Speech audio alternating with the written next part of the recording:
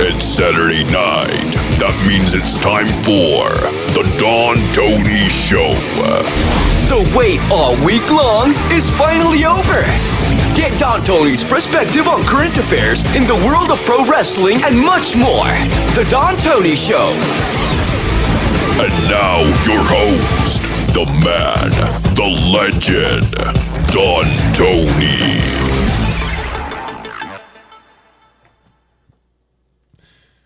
Go figure. Go figure. Here in New York, it's about 60 degrees right now. And I have extra lights on, and it feels like it's 100 in here.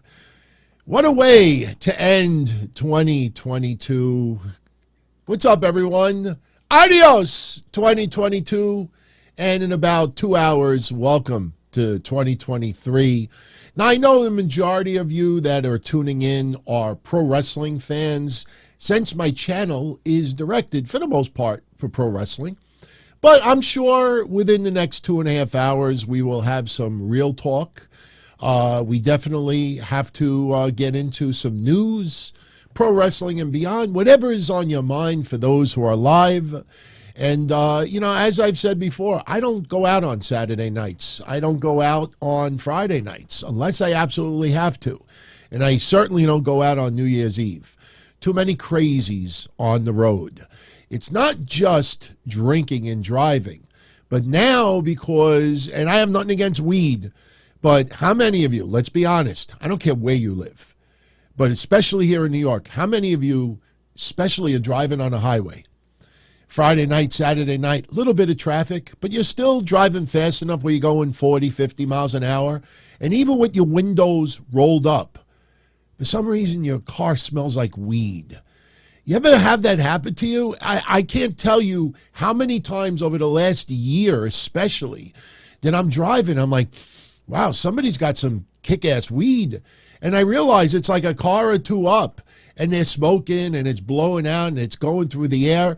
And, kind of makes sense when you watch, like, On Patrol Live and some of these cop shows where they'll pull someone over and they'll say, I smell weed in the car. And the person says, no, I don't smoke weed. And the cop thinks they're lying. They search the car, they find nothing. And then you realize, you know what? I believe that some of those people are telling the truth. Most of them lie. But I can't tell you how many times. I don't smoke weed. A lot of you know that already. But for me, I know it relieves pain. But for me, it gives me crazy munchies. The last time that I legitimately smoked weed was probably about 15 years ago. And I remember we did an episode of the Don Tony and Kevin Castle show.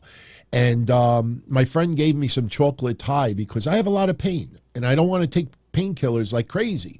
I have my spinal stimulator. But I didn't have that 15 years ago. And obviously, if I was doing some of the crazy wrestling stuff, we might play a couple of clips tonight when I got to go do pee-pee during this stream. But 15 years ago, he's like, hey, try some weed. And I swear to you, I smoked a little weed, blew the smoke out the window. 3:30 in the morning, I'm making pastu gulagya in my kitchen. Linguine with garlic and oil. I got so hungry, potato chips was not going to cover it. Simple macaroni and cheese was not going to cover it. I'm frying up garlic, olive oil, eating pasta at 3:30 in the morning. Late night, had to get up for work the next day. Never smoked weed ever again. So Chris Maycock says, I can't put the munchies down, skipping meals and stuff when he gets lit. Yeah, I can't smoke weed. By the way, I think all the streams are working well. So we will be showing some simulcasts tonight. We got some fireworks going. I don't know where this is going down. Do we have some audio? I think we do. Yeah, we got a little bit of audio. So we'll show that later on. We got full screens. And I turned monetization off. And the reason why I turned monetization off is because when we get things like this,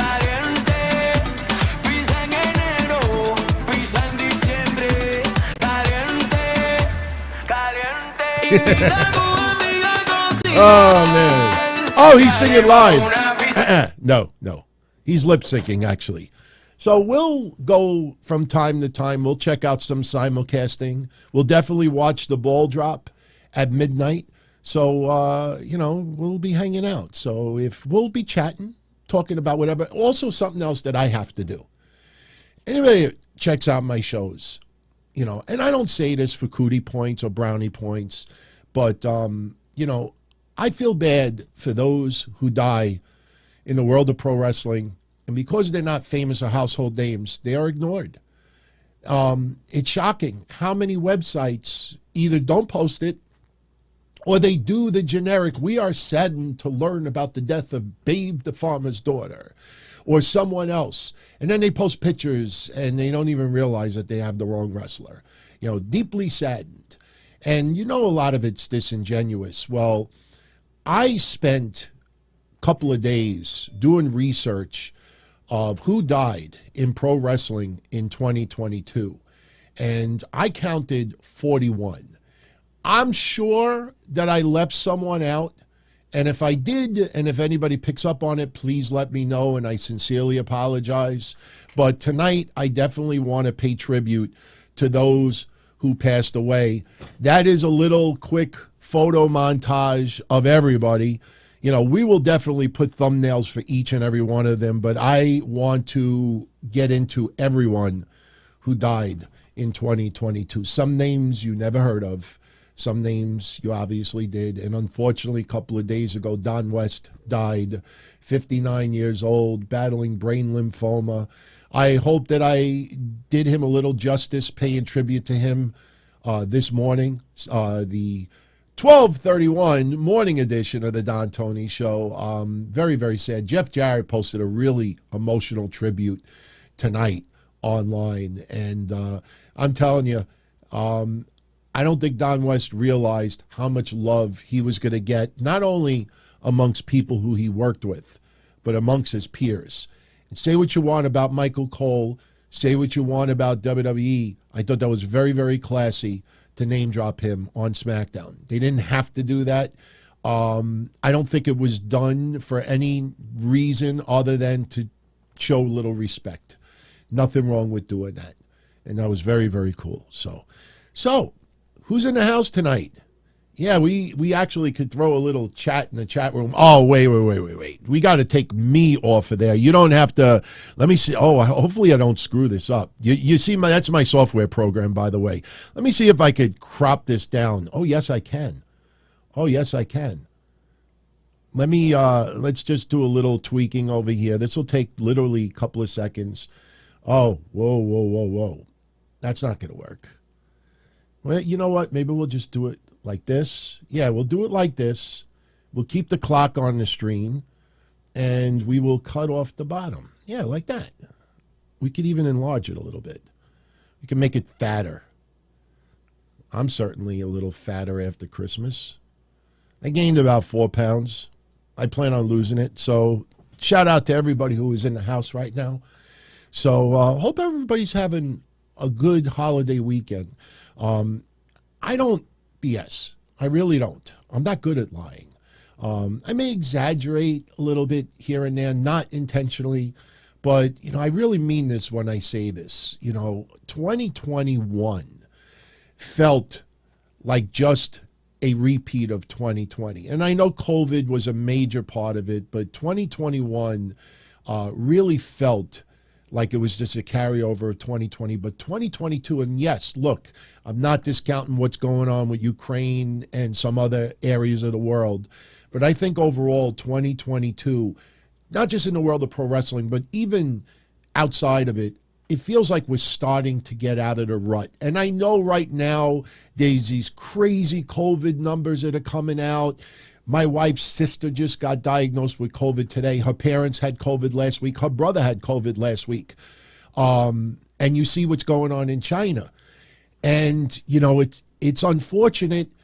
And I'm not going to criticize any other country and how they do their thing, but it almost feels like they kept putting off the inevitable and doing these crazy-ass lockdowns and trying to, restrict people to the point where the virus has nowhere to go but, out of China. And no, it didn't work.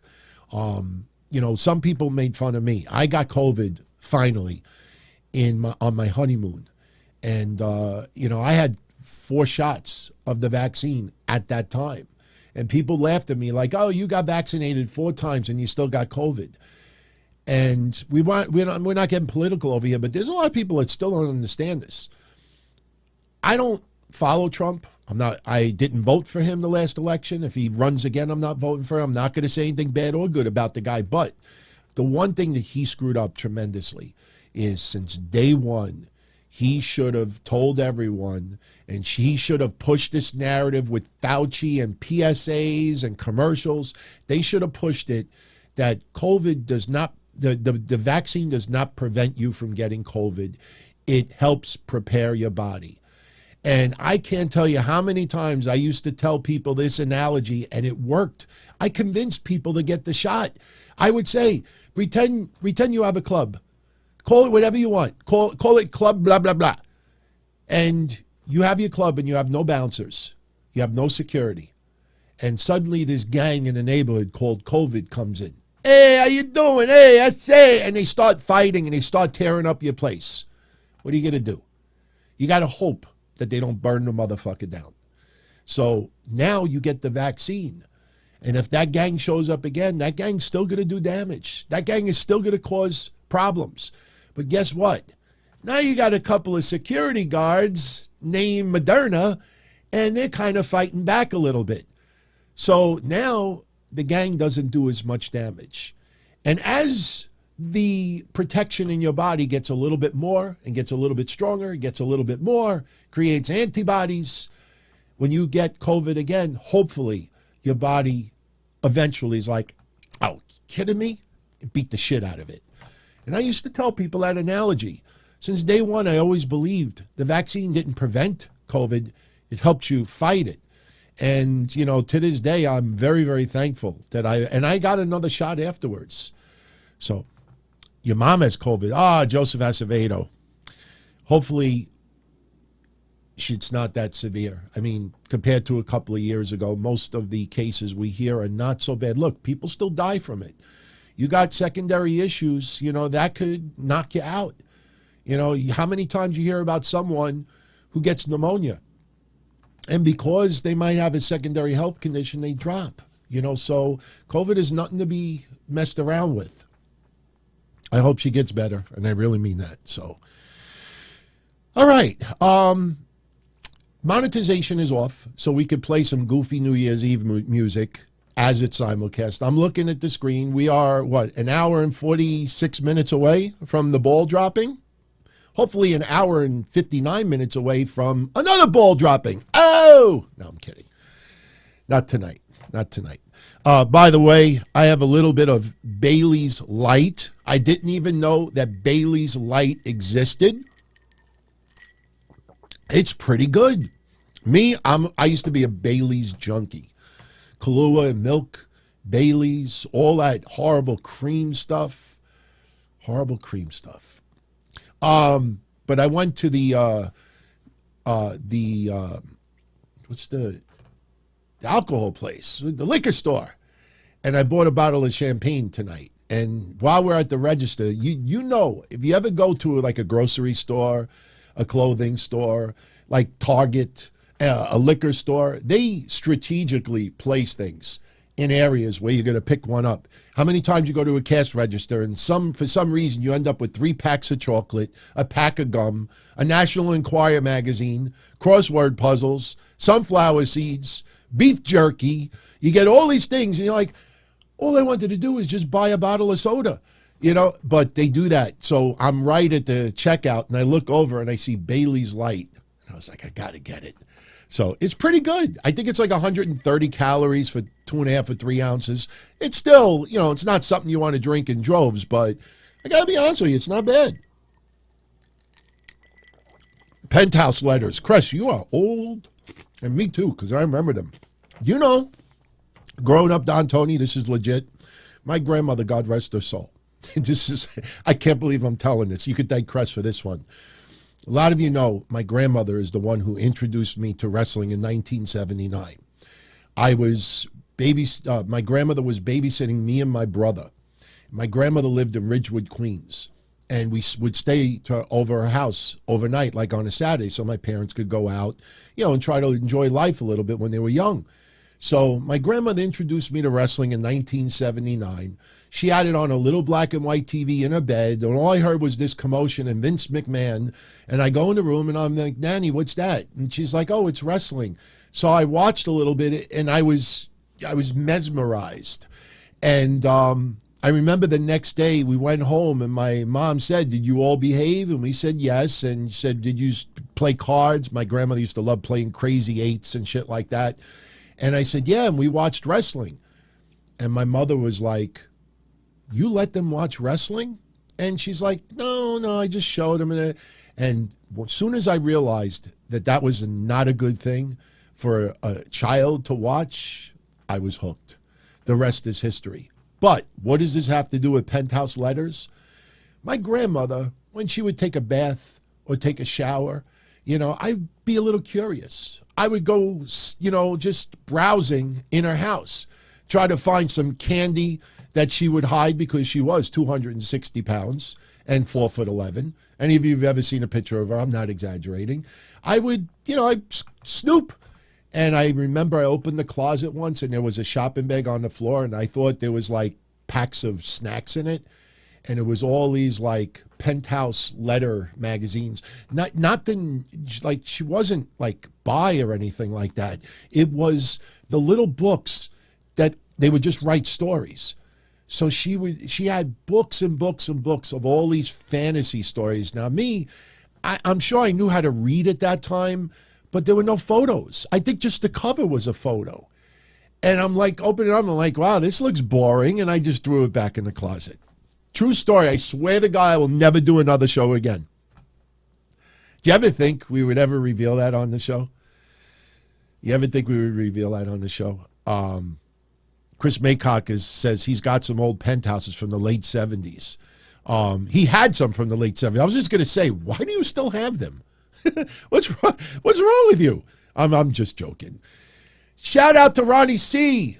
Thank you for the 10 spot, my friend. I appreciate you as always. He's got to go to work, cannot stay live. Happy New Year, and a quick question. Who wins the 2023 Royal Rumble? Have a blast, everyone, and stay safe. For me, I think it comes down to two people. Cody Rhodes, Seth Rollins. Whoever wins the Rumble, I think, wins the the other person wins the chamber. I still feel Cody and Seth are the two participants that will fight for those titles. I know everybody is clickbaiting, saying, oh, we don't want an extension of that feud. They said that about Roman Reigns and Brock Lesnar. And yeah, I kind of balked at it as well, but look what we got at SummerSlam. Think about that match from SummerSlam. After SummerSlam went down, and look, we rightfully so were kind of against rekindling Roman Reigns and Brock. You just had, in fact, I actually checked this out. We never gave this away. We got to give this away soon. What is this, you may ask? Oh, I dropped it. You ruined it, damn it. I dropped it. Ugh. They're hotel keys from WrestleMania weekend. The hotel keys. Somebody that went to WrestleMania sent me a whole bunch of like souvenir stuff, like souvenir cups, the program, hotel keys. I wonder if they're worth anything. You put them on eBay or something like that. So, yeah, I just noticed them. But, remember Brock, Roman, greatest WrestleMania match of all time. Hyped that son of a bitch up to no end. And then we get it again at SummerSlam anyway. But it ruled. SummerSlam match was awesome. So if we get Cody and Seth one more time, I'm fine with it. My scenario is that once both win the Rumble and the Chamber, I think Adam Pearce sets up a match where they fight each other and the winner gets the title shot at Mania. And something happens and that match ends up in a no contest, and then Adam Pearce announces they both get a title shot. We just got to figure out who gets Universal Championship opportunity, who gets WWE Championship opportunity. I think Cody gets the WWE Championship, and I think Seth Rollins gets the Universal Championship. As far as the Royal Rumble, I feel almost Cody Rhodes has got to get it. Like, I know that sounds not as, eventful, like it's very predictable, but I think you don't think it all that much, unless, Seth Rollins wins it and Cody is devastated and he enters the Elimination Chamber. But I do believe that those two guys are going to get title shots. So, Louis Kanye, whatever happened to Kevin Castle? We ceased doing shows several years ago. If you go to the old Facebook page, there's a link there that kind of explains it. So I'm not going to get into it here. It's, water under a bridge. There's no animosity. There's no hatred. Believe it or not, if you want, he is part of the Patreon page still. Every Thursday, he does a show on our Patreon channel, as do I every Tuesday. Patreon.com/Don Tony if you want to go check it out. That's not a plug or a shill. I'm just saying, you want to know where he is, he's there doing shows. So, Kevin Milwaukee says he wants to see Omos win the Royal Rumble, take the world title. Yeah. Have a little more Baileys. But Omos kind of non-existent lately. You would have thought after Saudi Arabia, that it felt like a Paul Heyman match. And for those that don't know what I mean, Paul Heyman, one of the greatest things he used to do about ECW, not just the violence, but one thing that Paul Heyman had a crazy knack of doing is accentuating the positives and hiding the negatives and making someone who may be quite mediocre look like $1,000. And not $1 million, but $1,000. And Omos and Braun Strowman, I thought, had a great match in Saudi Arabia. And yes, Omos went back home to his country, visiting relatives he hadn't seen in 15 years. We showed the footage not too long ago. But since then, nothing. Almost nothing. Almost nothing. A little surprised. You would have thought that they would have kept that momentum going a little bit. It doesn't feel like that they have. So, yeah. So, all right. We got a Happy New Year super chat here from One Fall Podcast. Oh, holy shit. I don't even know. What is MX? I don't know what that is, but I see 65 of them. So much love, my friend. Thank you. Happy New Year from Monterrey, Mexico. Okay. I get it. It's Mexican currency. Cool. Who do I think is leaving AEW or leaving to AEW? We could have made it easy and say Andrade and Miro and FTR and possibly Thunder Rosa. We had that conversation a little earlier. Who do I think is going to leave to go to AEW? I think because of all the hirings that Triple H has done in the last... Ooh, sorry about that. We got some fireworks. We'll show it to you in a few moments. They ain't going away. We got fireworks all night long. I think with Triple H, with all the hirings, I think people think there's going to be no firings. They are going to let people go. I think on the NXT side, you'll see a few names go. As far as the main roster goes, it's nobody sticks out to me. When they reform Sanity, I'm really curious to see how that comes off on the main roster. If that does not work out well, I don't think they'll survive 2023. And nothing against Eric Young and nothing against whoever they put in that group, but Hit Row, I think there's been a couple of swings and misses this year. I still am very disappointed with the way they've used Emma. I don't even understand why they brought her back if you really think about it. Now you hear Chelsea Green, and the best scenario that people are coming up with for Chelsea Green is, let her replace Mandy Rose as the leader of Toxic Attraction. No, I don't think that'll work. Chelsea Green is sexy. I have nothing against Chelsea Green.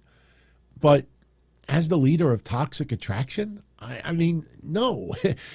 Mandy Rose, I don't think you replace her. I think Toxic Attraction now, I think they're going to split up.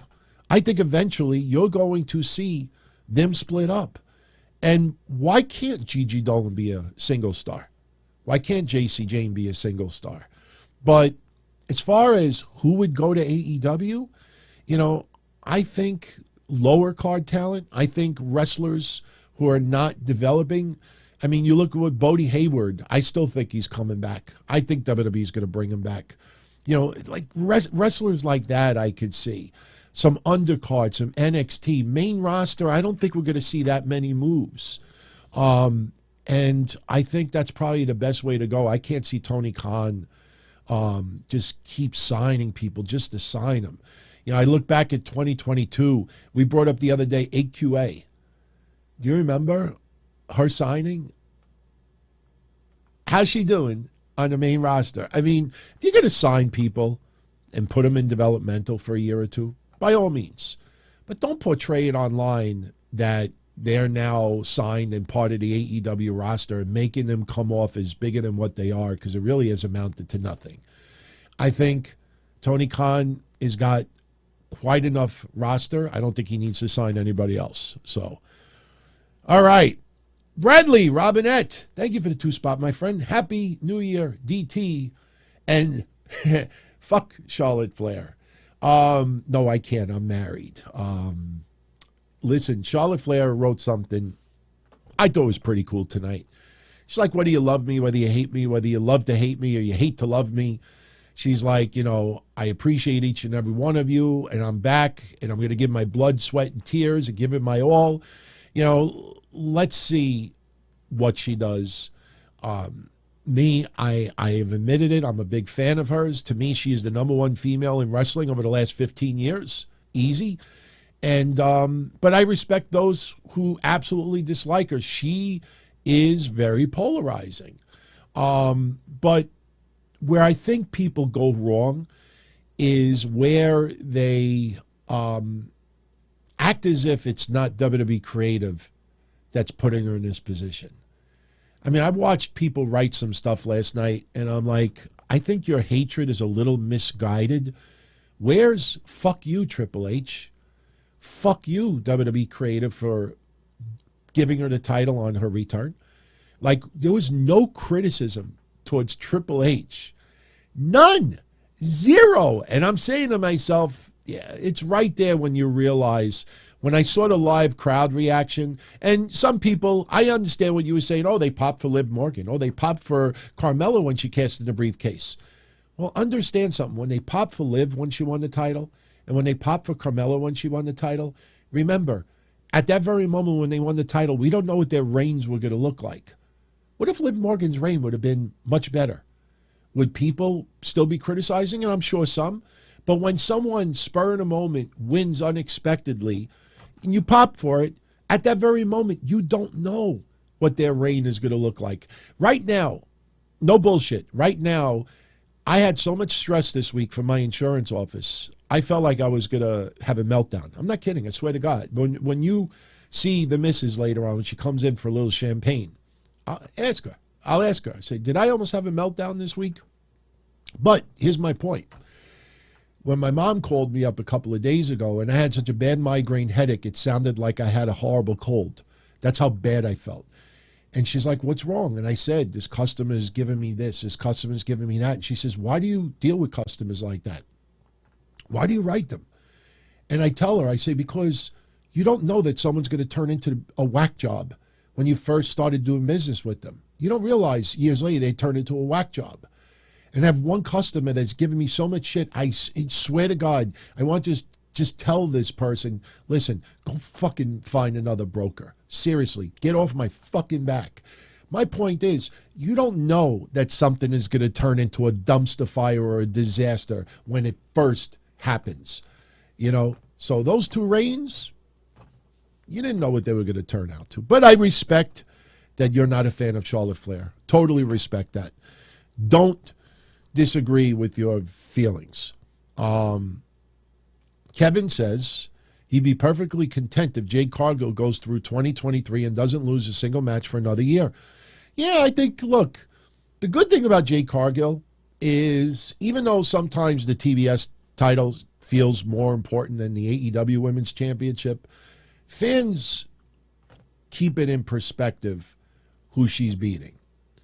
You know what I mean? Like, no one is calling her like uber polished and, you know, mega superstar. Look, she is a mega superstar in the making, but she is still green as grass, you know, but she's coming along. She's coming along slowly. And I have no problem with that. I think fans, you know, when you see the opponents, you know, they're not putting her on like a Goldberg level. Like, you don't hear anyone saying, wow, you know, this kind of reminds me of Goldberg when he was 45 wins in. No, much, much different. Much different.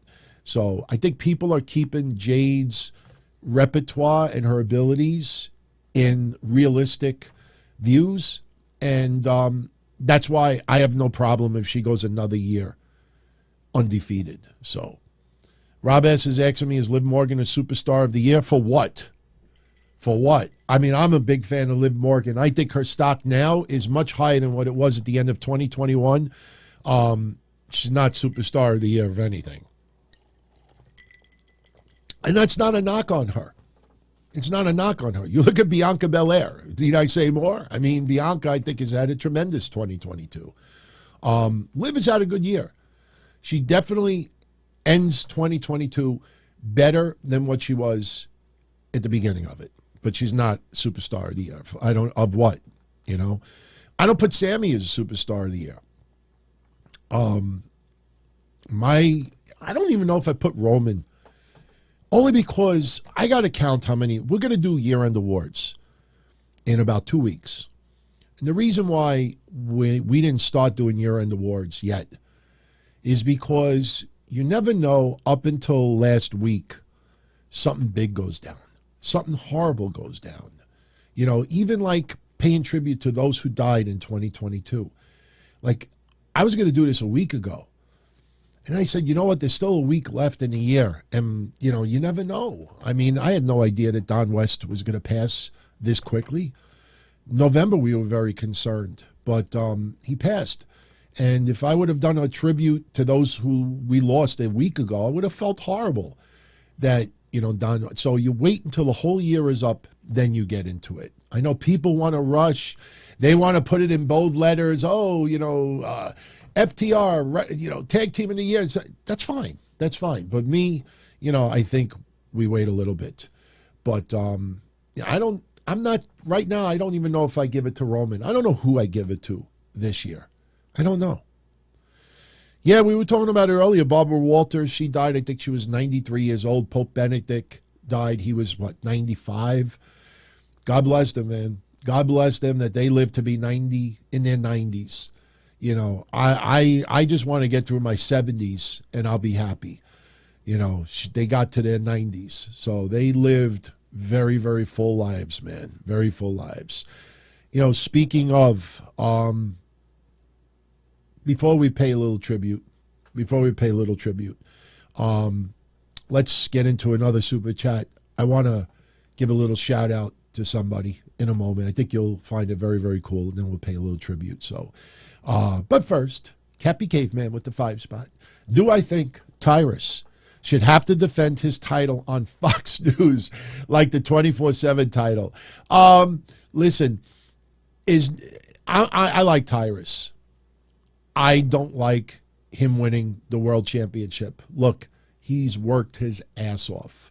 He may still not be at that level where people will accept him as the NWA world champion. But that guy really did work hard for it. I give him that. But I think Billy Corgan has just totally screwed up NWA. And, you know, it feels like, at times it feels like Tyrus is the champion just so he could have the belt on the table at the 5 and Gutfeld and everything else. I met Tyrus a couple of years ago. November 2019, some of you remember, I was a guest. A friend of mine works for Fox, and I was a guest at Gutfeld show. And I went there, and Tyrus was there, and he was one of the hosts. And after the show was over, he did a Q&A with everyone. And we were talking a little bit, and I don't remember the topic. There was one topic that he talked about that was very, very revealing as far as news. I can't remember what the subject was. But, you know, I talked to him a little bit about, you know, my shows and everything. And I said, you know, look, big fan of yours. I agree with a lot of his political views. I disagree with some as well. And he's a good guy. I really believe Tyrus is a legit good guy. But it's still a hard sell for me with the NWA Championship. In fact, I think Nick Aldis, since we're on an NWA talk, I think he enters the Royal Rumble. Would not be surprised if Nick Aldis is in the Royal Rumble. I think that would be a pretty fun surprise. In fact, you know what? Be pretty fucking cool if Mickie James was in the Royal Rumble again this year and Nick Aldis is in the Men's Royal Rumble. It's not news, just an idea. Just an idea. All right, let's see what's going on. Then we'll pay some tributes. So right now, this is Times Square. That is Times Square at the moment. Oh, I love this song. One more time.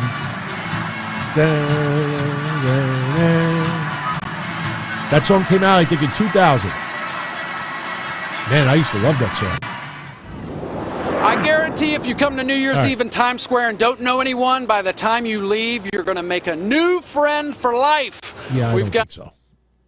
I don't know where you came from, but let's check out some fireworks. We got some fireworks going. Let's see what's going on over here. This is across the globe. I don't know where this is from, but this is live right now. It's supposed to be live. It is. I don't know what country it is. Yeah, you know what? New York City might be a super spreader this year, but, look, I mean, I think pretty much people realize now that, you got to try to work around COVID. There's buzz going around that COVID is going to be, they expect COVID to be around for about 10 years. Just think about that. 10 years, COVID. Me, I will not, stop trying to enjoy life because of COVID. I will be responsible. I'll be very careful. We got it because we went to Disney World. Is it Disney World or Disneyland? I think Disney World. And we went to Disney, and there were millions and millions of people around. And yes, I'm exaggerating. But she wanted to go to every store. And you walk into every store, and all you did was smell sweat. And you had people all crammed up. And unfortunately, there's no ventilation out there. They're not going to pay for air conditioning systems. It was 95 degrees out.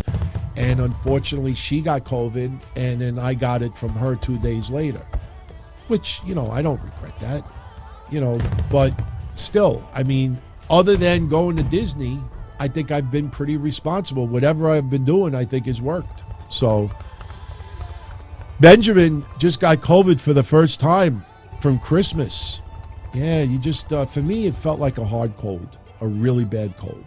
So speaking of the missus, I wrote this on Twitter earlier today. They usually don't write statements. Why do I still hear fireworks? I usually don't write statements on social media anymore. Like, I'll plug my shit, but most times I write viewpoints about life or about things, and if you get some weird vibes back. But I wanted to write something tonight. I got so many DMs, emails, DMs on Twitter, DMs on Patreon, people wishing me a happy new year, thanking me for the shows in 2022, not giving up, dealing with adversity, not just with the shows, but privately, family, health. And I wrote this on Twitter today, and I really mean this. And it's not to try to, get any brownie points, but, I appreciate the thanks, and I appreciate the compliments. And I know the shows are an escape for a lot of you, as is me. But the person you really need to be thanking is her. Because my wife, she is a wrestling fan, and that's a big plus. But my wife allows me to do this. And no, I'm not saying that she's the boss and what she says goes, but she understands how long I've been doing this, how much I like doing this, how much I love interacting with all of you, seeing the response. My goal is to always put a smile on someone's face or get their mind off their bullshit. That's why I don't do haterades on the shows. That's why we don't shit on every little thing anymore. We try to stay positive and look at, the bright side of things. And yes, we will criticize. I criticize things all the time, but it's not the tone of the shows. And you got to thank her, because she's the one that allows me to do this with no pressure, as long as it doesn't interrupt our me time. So that is the highlight of my life. And I can't believe it's already 4 months that we got married. But yeah, if you ever want to thank me, no, thank her. So she is the reason why, I even, have good vibes on these shows. She makes these fun, man. So, yeah. So that's a screenshot from my video. Believe it or not, I almost was going to show you a highlight video from my wedding tonight. But I thought, nah, this is New Year's. I don't want to make it about me. I want to make it about us. So another time. So, all right. Very quickly, I'd like to take a few moments and just pay tribute to those who we lost in wrestling this year. Again, hopefully it didn't leave anybody out. Yes, I will definitely acknowledge Tristan Nash, the son of Kevin Nash, even though he was not a pro wrestler. That was obviously just tremendously tragic. I mean, someone who's not even 30 years old to be taken, and because of a seizure, him trying to clean up his life. So even though he's not technically involved in pro wrestling, I wanted to just mention him. And I was undecided if I was going to, because then you almost feel like you got to mention every person's relative who has passed away.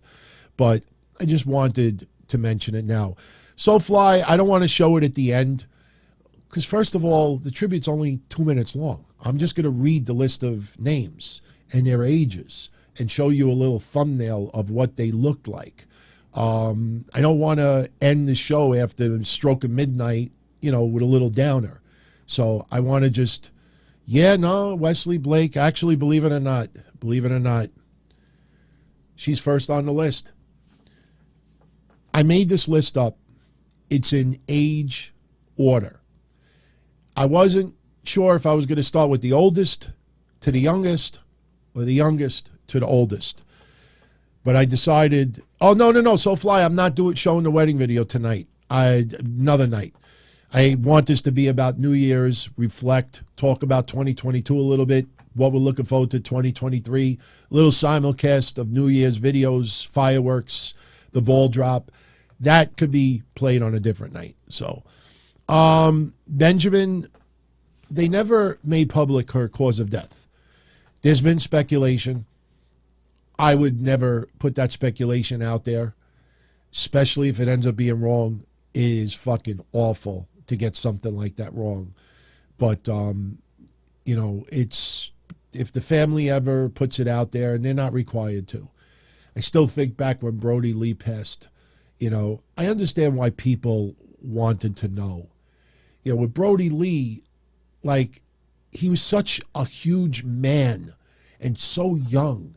It's like, how does someone like that fall, that hard to his passing? So I think people were just like, I don't understand it. Why did he die? So that aspect, I understand why people wanted to know. But some people talked and felt they were obligated to know. And that's where your Bruce Mitchells, no, was it Bruce Mitchell? I think it was Bruce Mitchell, right? You got your Bruce Mitchells and some that were wrong. I don't want to name drop anybody, because if it wasn't him, then I feel awful. But you know what I mean. So I'm going to read you the list. Hopefully I could keep it in sync with the photos, because once these photos start, they can't stop. So let me share the names with you. On your screen, in age order, Sarah Lee, 30 years old. Toro Bill Jr., 30 years old. Chelsea Bubbles Cartwright, 31 years old. Katsuya Kitamura, 36 years old. Jason Strife, 37 years old. Yes, AEW logo. Josh Powell, 38 years old. Shooter Storm, 39 years old. Adam Windsor, 41 years old. Stefan Bonner, 45 years old. Yes, he actually ventured a little bit of wrestling. That's why we're mentioning him. Starman, 47 years old. Raziel, 49 years old. Scott Turner, 53 years old. Babe, the farmer's daughter, 56 years old. Tarzan Goto, 58 years old. Don West, 59 years old. Mickey Henson, Mickey J, 59 years old. Super Muneko, 59 years old. Bubba Monroe, 61 years old. That is the only photo online of him. Scott Hall, 63 years old. Candy Devine, 63 years old. Death Row 3260, 63 years old. Did a couple of ECW matches, by the way. Rocky King, 64 years old. Masashi Aoyagi, 65 years old. Gato Volador, 66 years old. Mike Masters, 66 years old. Flamboyant Freddie Fargo, 66 years old. Jason the Terrible, 67 years old. Chucky El Diabolico, 67 years old. Tim White, referee Tim White, 68 years old. Bobby Lane, 69 years old. Matilda the Hun, 70 years old. The wildest character name in the past, Alvaro Melendez Tibanez, also known as Black Man, 73 years old. Zebra Kid, 73 years old. Dave Hepner, 73 years old. Antonio Inoki, 79 years old. Ernie Moore, 82 years old. Gil Hayes, 82 years old. Rick Hunter, 85 years old. Pepper Martin, 86 years old. Gene LaBelle, beloved Gene LaBelle, 89 years old. And Sailor Jim Clark, who you also knew is a Russian name as well. I can't remember it right now. 93 years old. Rest in peace to all of them. Again, if I left anyone out, please forgive me. I don't think I did. But if I did, if you want to reach out to me, because I probably will repeat this the next week or two, just one more tribute. Not everybody's going to tune into a New Year's Eve show. So, yeah, you know, let me tell you something. With those older wrestlers, very, very hard to find even like good pictures of them. Some people, you got to see some sites. They mix up the wrestler names with others, and the photos are not even the same person. You know what's interesting? If you look up Rick Hunter, okay, check this out. Out of everybody, you know, look, tragic. But if you want to be like kind of blown away, where I actually had to like do some checking, if you look up, I think it was Rick Hunter. He died at 85 years old. There are screenshots of him where I think he wrestled like WWF superstars. And I'm looking at it, I'm like, wait a minute. Like, he's 85 years old. That means he had to have been like in his 50s at the time, and he does not look it. And I actually had to double and triple check it. I'm like, this can't be the same guy. I think he was also called the Gladiator at the time. You know, don't hold me on this, because a lot of these names, I'm honest, I never heard of before. You know, so, you know, I had to do a little research to make sure I had everybody correct. But pretty sure that I did. So, all right. So those are who we lost in 2022. How are we with time? Wow, we are at 10:51. We have an hour and about 8 minutes till the ball drops. And right now, this is New York City. Somebody's performing. Somebody is performing. We have also, let's see what's going on over here. Exciting thing you're going to do next year. Get late. Oh, no. I didn't realize it was a little kid. We're pointing at the mystery man behind me. That was kind of awkward. Anybody back home you want to say Happy New Year's to? No. My sister, my grandma, my grandfather, and my mother. Okay. Oh, that's nice. On the count of 3, we're going to look into the camera and we're going to say, I'm on top of the world. Happy New Year. You ready? And everyone around you is going to scream. Nothing against that guy, but man, I don't know. But then he's talking to a kid. Those are fireworks. Don't they kind of look like the same fireworks we saw earlier? I'm drinking a little Bailey's. I'm sneaking in a little Bailey's, everyone. Pretty cool fireworks. Nice. Pretty nice. All right. When I see something interesting on the screen, I'll throw it up there. Can I dance? No. I can show you like vintage Don Tony indie stuff.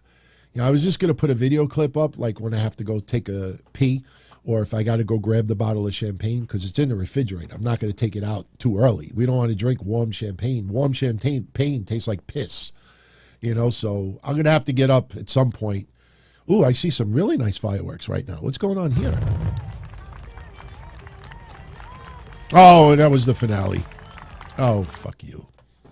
Something should be happening in 6 minutes, right? Somewhere? At 11 p.m. Eastern, somebody's got to turn midnight somewhere, right? So in about 5 minutes, we should see something pretty cool. So Left Twix is asking, how long will Sting keep wrestling? Realistically, I would say as long as he doesn't get injured, I think 2-3 years is possible.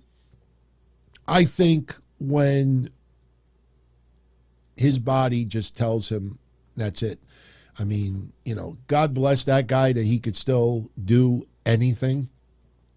But I think as long as he doesn't get injured, I could see 2 or 3 more years. Big question is, you know, one thing I don't like, and it's nothing against Darby Allin, but I saw somebody report yesterday or today that Sting made a comment saying that Darby Allin will be a part of his last ever match. And that's cool and everything. If they become legit tight in wrestling, that is pretty cool. But, you know, what if Sting is made an offer that he can't refuse and they don't want Darby as part of it? You know, I don't like putting things out there, you know, unless you are 100% sure this is your terms, this is how you're going to do it, and if people don't like it, then I'm not going to be part of it. But, you know, I would say 2-3 years, as long as he's not injured. I mean, it's not even Undertaker territory. I mean, Undertaker, after a while, it felt like one match a year. Sting, you know, it's a little bit more than that, but, you know, he's doing enough. And he loves the dive now, man. That guy loves the dive. He doesn't have to do that stuff, but that adrenaline, man, he just loves to do it. All right. Give a special shout out to the ring general of Titantrons. Happy New Year's. Thank you, my friend. Thank you for the super chat. Thank you for the support. Hope you're having a good New Year. You could take some time off with the Titantrons. The ring general of Titantrons. That's a name like, if I came up with some moniker, I don't think I would ever come up with something like that. That's pretty cool. That's creative. The ring general of Titantrons. You know, that gives me flashbacks of the 90s and the 2000s when everybody was watching those, like, My Sacrifice videos, what were the WWF Desire videos? Everybody making custom Titantrons. Back when we had the No Mercy video games and something like that, you would put the game in, whether it's PlayStation or Nintendo 64, whatever it was, and you got a little bit of a pixelated entrance video, you like it was the most amazing thing. So that's one thing I wish would be brought back a little bit more hardcore. Titantrons. I know we get a little bit, but not like they used to be. Titantron videos were fucking fun back in the day, man. Nowhere near what they are now. So Danny 310 is drunk as hell. So what you got to do to combat that is you got to take your index finger, you got to press the little dollar sign. No, I'm only kidding. I'm only kidding. Do not do that. I will ban you for life if you do that. So, yeah, those old sacrifice videos were awesome, man. I still remember the Shawn Michaels one. For some reason, the Shawn Michaels sacrifice video is the one, and I still got them. I have them in my old hard drive. I have hard drive. You know what's funny? Remember Scoop This? Any of you out there, you're revealing your age. Any of you out there, this is probably one of the coolest things that I've never revealed publicly on the shows. But I'm going to reveal it now. And if any of you out there remember this or remember who ran this, I might have a gem in my hard drive. Does anybody remember the website called Scoop This? That was almost like WrestleCrap, and they satired everything that was going on at the time during the Monday Night Wars. Do you know somebody that worked for that site had asked me to help them make a backup of the site because I ran wrestling-news.com, which I still run today. And I made the backup and I sent it to them. And I kept the copy. I have the entire Scoop This archive. All of the Photoshop photos from the 90s to the 2000s. I have their entire website in my hard drive. If any of you out, and if you think I'm making it up, I promise you, I can't do it this weekend because it's too much time and work. But next weekend, I will grab a bunch of files from that hard drive and I'll put them in here and show you a couple of things. It'll blow your mind. I found it about maybe a year ago. And I saw a folder that, had just characters on it. And I clicked on it, because, sometimes you download a little porn, nothing illegal, obviously. But, you got to make sure it's not lingering there. I don't know about you, but one of the weird things when you get older, you'll experience this. And I'm kind of revealing too much. But when you get a little bit older, one thing you worry about in the back of your mind is if I drop dead of a heart attack tomorrow and my wife goes in my computer to try to go on social media to let everyone know that I croaked, what happens if she clicks on some folders and she finds some old porn from like 2005? So you don't want any lingering porn floating in the hard drive of your old hard drive. So I've been kind of going in there and just making sure I don't have any naughty stuff that could get me in trouble. Not legal trouble. I don't have any illegal shit, but, And I clicked on the folder, wondering what the hell's in it. Scoop This.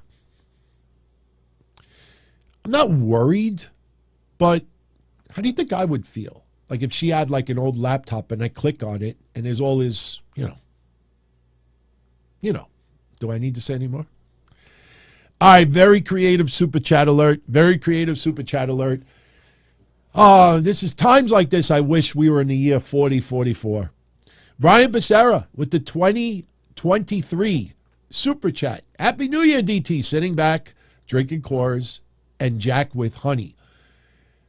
I got to ask you all something. Speaking of honey. Have any of you out there ever heard, I think it's called Mike's Hot Honey? Any of you ever heard of this? A friend of mine that owns an Italian takeout place in Queens, apparently he's good friends with a guy that made this stuff called hot honey. And apparently people put it on sandwiches. They put it on everything. Mike's Hot Honey. A little jar. You ever see the travel size Vicks jars that are so small you can't even put your thumb in it? A little jar like that is $5. You literally put your finger in it and the whole jar is gone. Mike's Hot Honey. Google it. Google it. Hot honey. It's not hot as in temperature. It's hot, I guess, spicy hot. But that sounds good. Coors Jack with honey. I don't drink beer. Like once a year, I'll have like a Corona once or twice a year. That's the furthest. I don't drink beer. I know a lot of you out there drink like craft beer and stuff like that. I haven't gotten to that phase yet where I want to experiment. Lately, I've been experimenting with coffee. Now I'm on a coffee kick.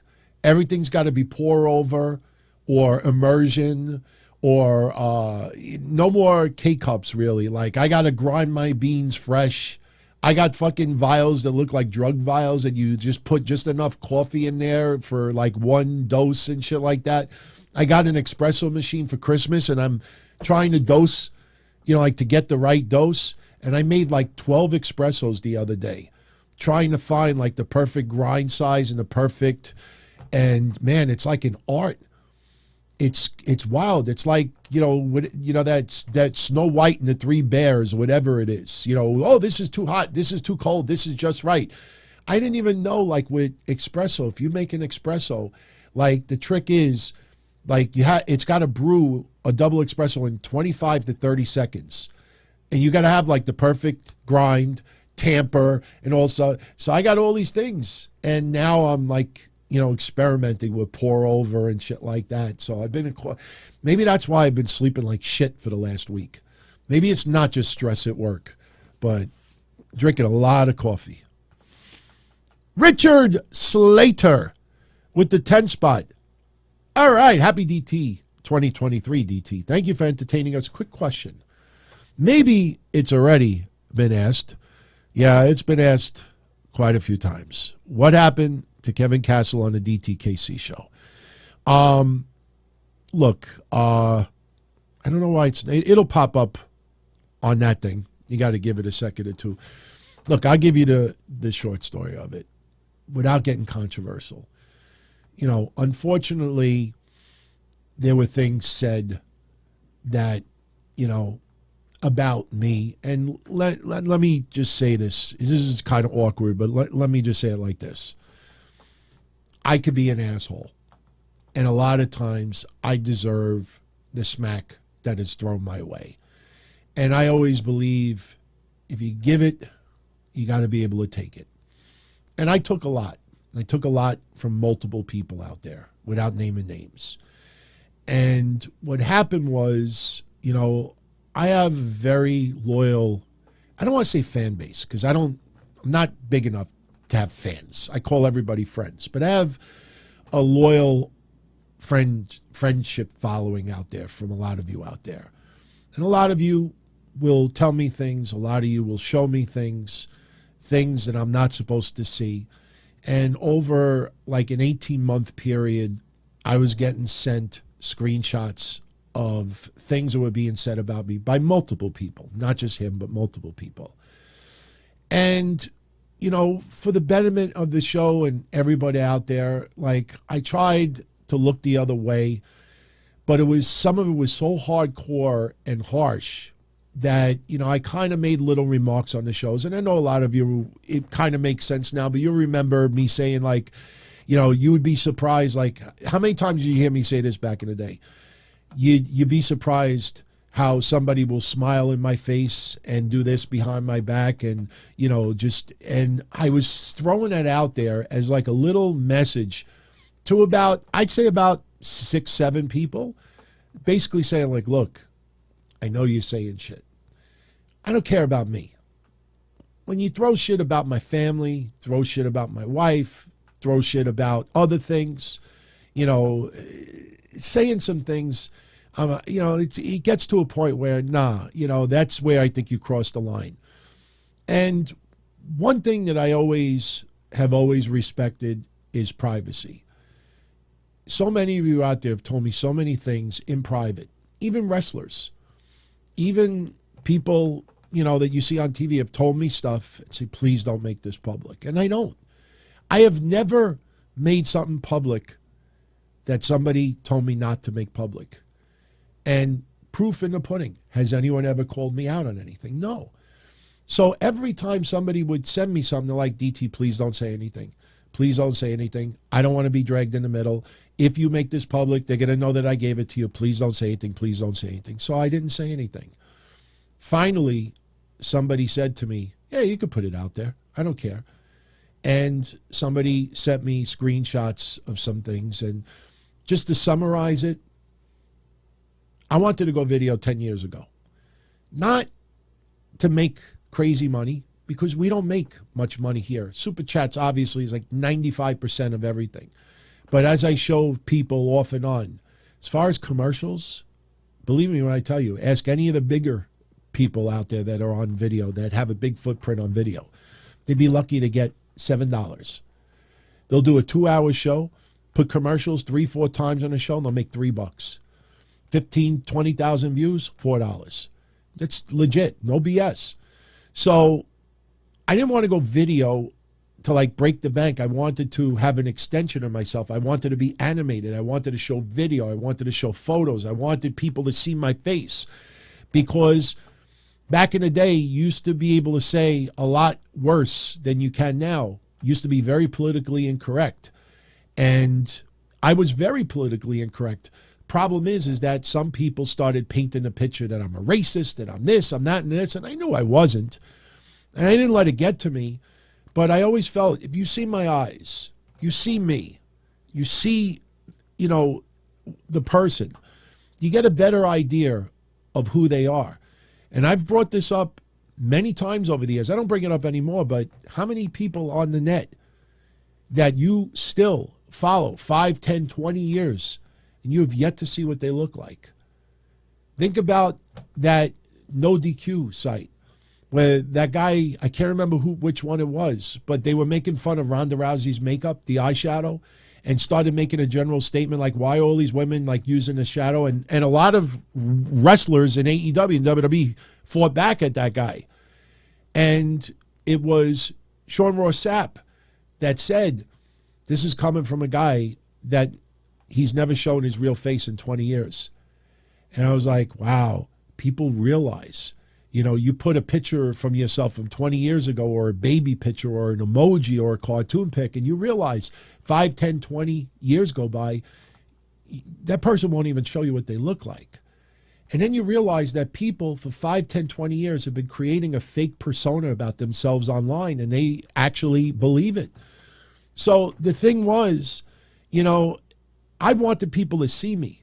I wanted the people to see what I'm about and be anime and stuff. And I never did it for various reasons. And one, because my co-host didn't want to go video either, which was fine.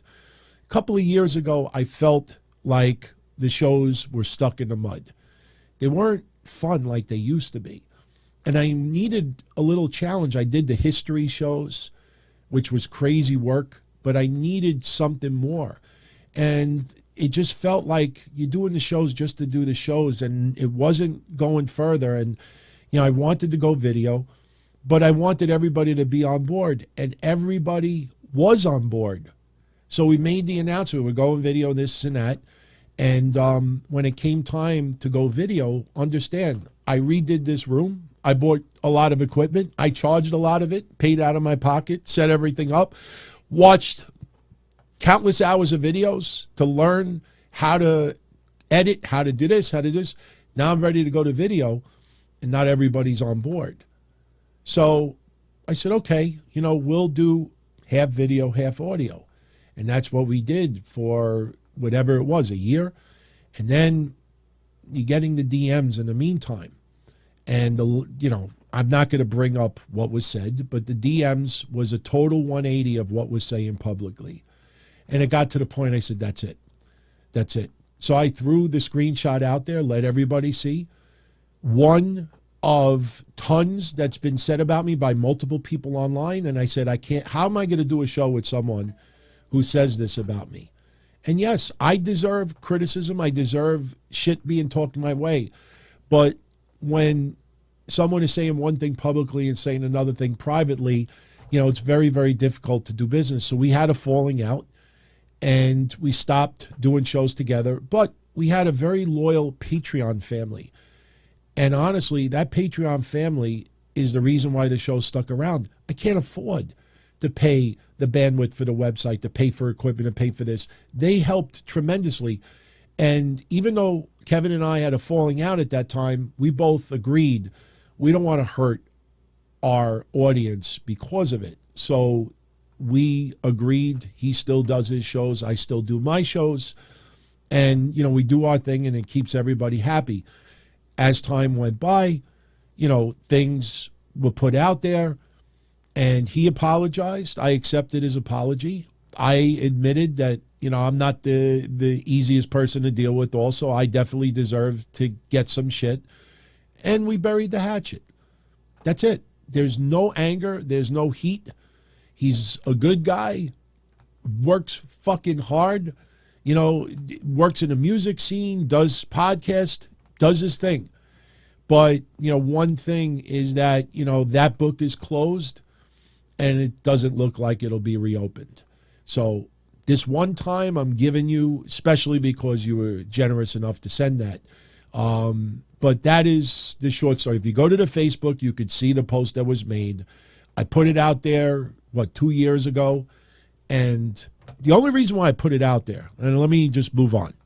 The only reason why I put it out there is because too many people online were coming up with this narrative to try to make things seem so simple. Oh, the reason why they broke up is because Kevin didn't want to do video and DT did.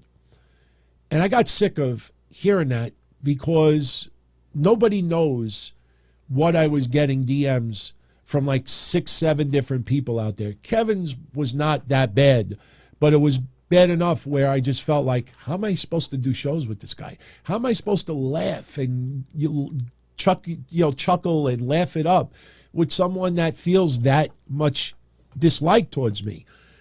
But the thing is, people were doing this narrative. Oh, DT wanted to go video and wouldn't stay audio only, and Kevin didn't want to do video.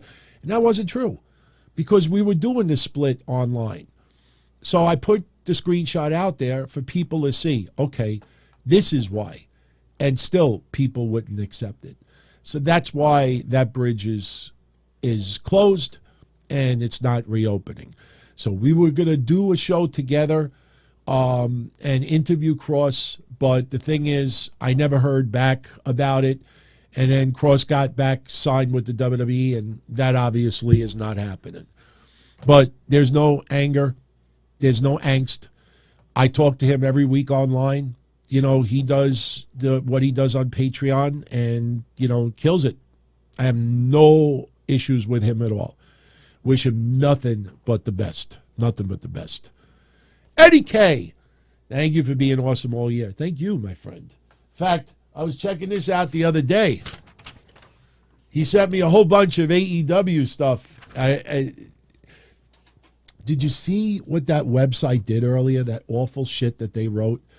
That Conan, just look up Conan, former WWE superstar's girlfriend. Just Google, go on Twitter and type Conan, former WWE superstar's girlfriend, or Google it. Look at the article that comes up.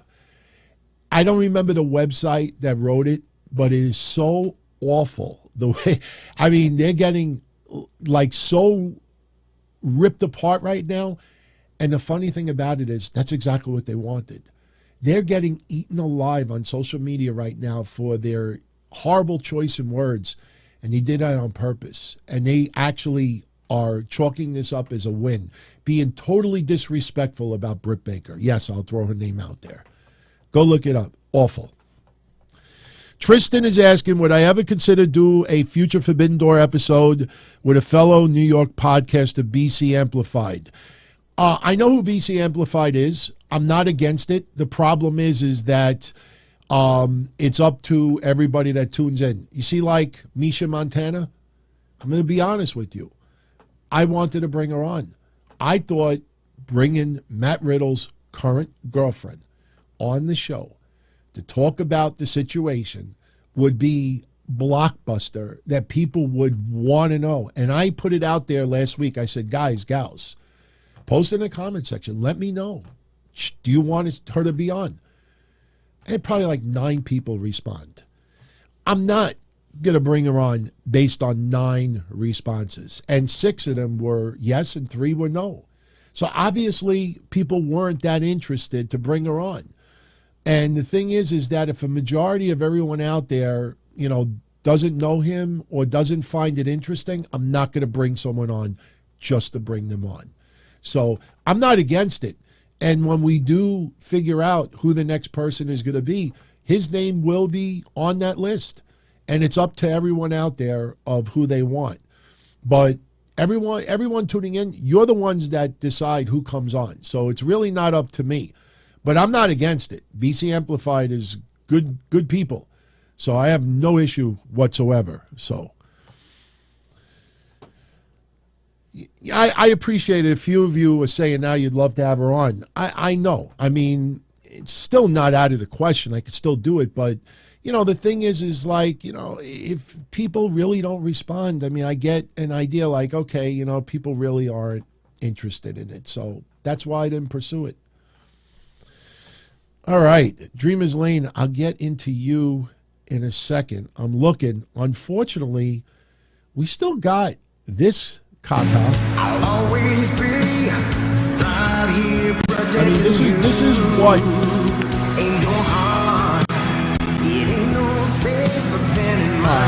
That's cute. Oh my God, she looks like Sarah Lee. I don't mean to say that like nasty. Like I know it's tragic what happened to her. She looked like Sarah Lee. Am I wrong? Oh my God.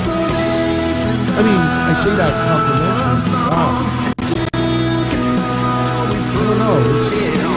It's, like I expected like Menudo or bands to be performing. They're just like showing people in the crowd, and this is the far shot. I don't know. You know what? There was a lot of rain, so maybe the rain is what's causing it.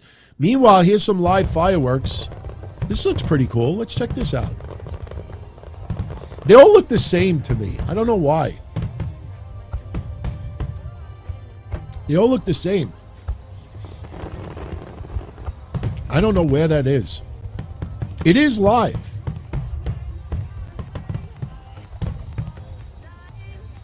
Pretty cool.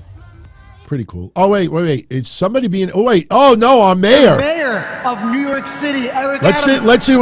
see the reaction he gets. Describe to the world what it's like to be in Times Square on New Year's Eve. Well, you know, keep in mind, it started out with some rain, and now you look at the weather. All right, that's enough. I'm not into Mayor Adams all that much. I don't know. I just don't feel like he's done a great job. My God, I can't remember the last time a mayor did a good job here in New York. So, what are you all doing? Anybody having any cocktails or anything? You know what? Let's put this chat back on the screen. Let's see what everybody's doing. Yeah, I don't know why my name is showing up again, but yeah, sorry about that. You know, we can unpin this. Maybe I just unpin this. Let me see.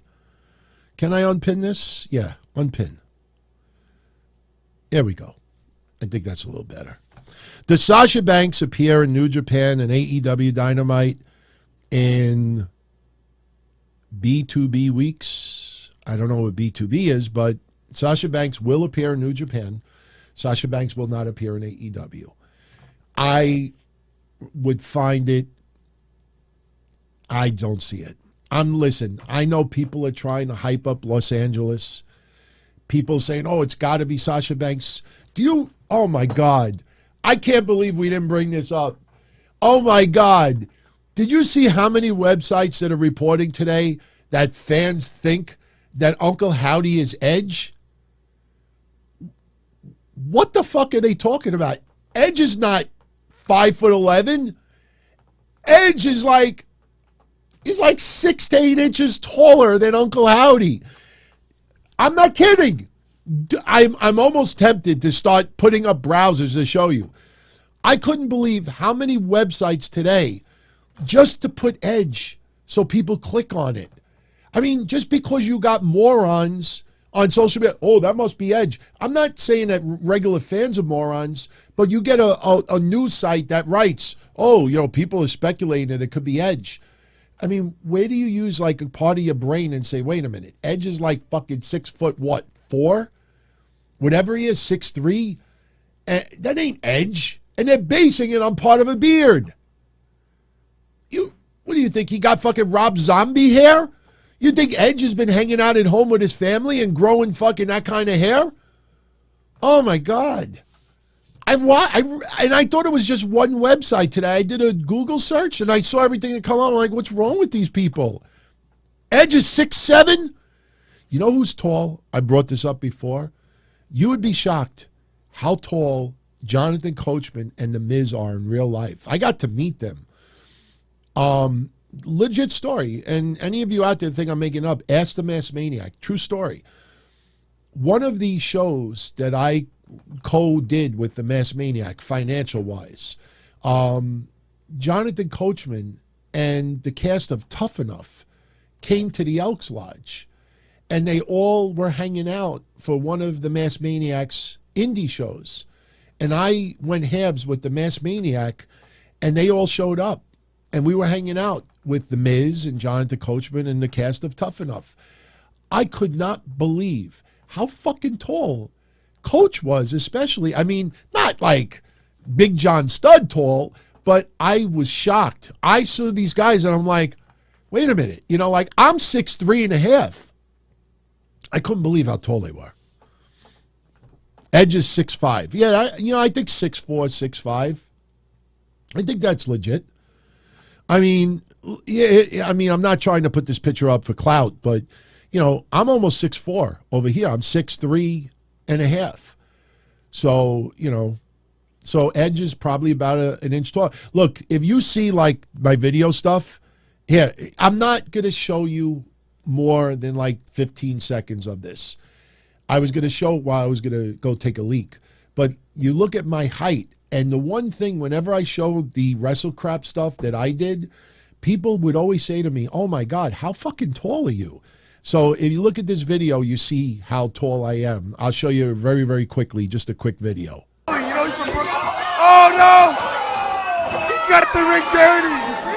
Wasted cannoli! Oh, look at that! Fireman carries suplex. 1, 2. Oh, 2. He's just tempting. Jason's standing might just pick one up from the ground. You see how tall I am? Watch. I tripped, though. I did it on purpose. He always makes a mess here at Victory Pro.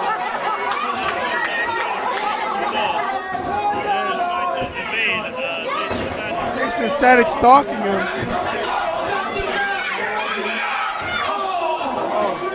Reaper tries to sneak up behind him, but Jason Static, well aware of his surroundings. He's from New York. Oh, he rolls him right into the referee. Oh, the referee might be hurt. The referee might be ready to take a shot block. I was actually crouched down over there. Oh, no. You got that tray. You see him with that tray. Oh, my gosh. Oh, my gosh. He hit it with the tray, the glass tray. Got him in the chronic crossface.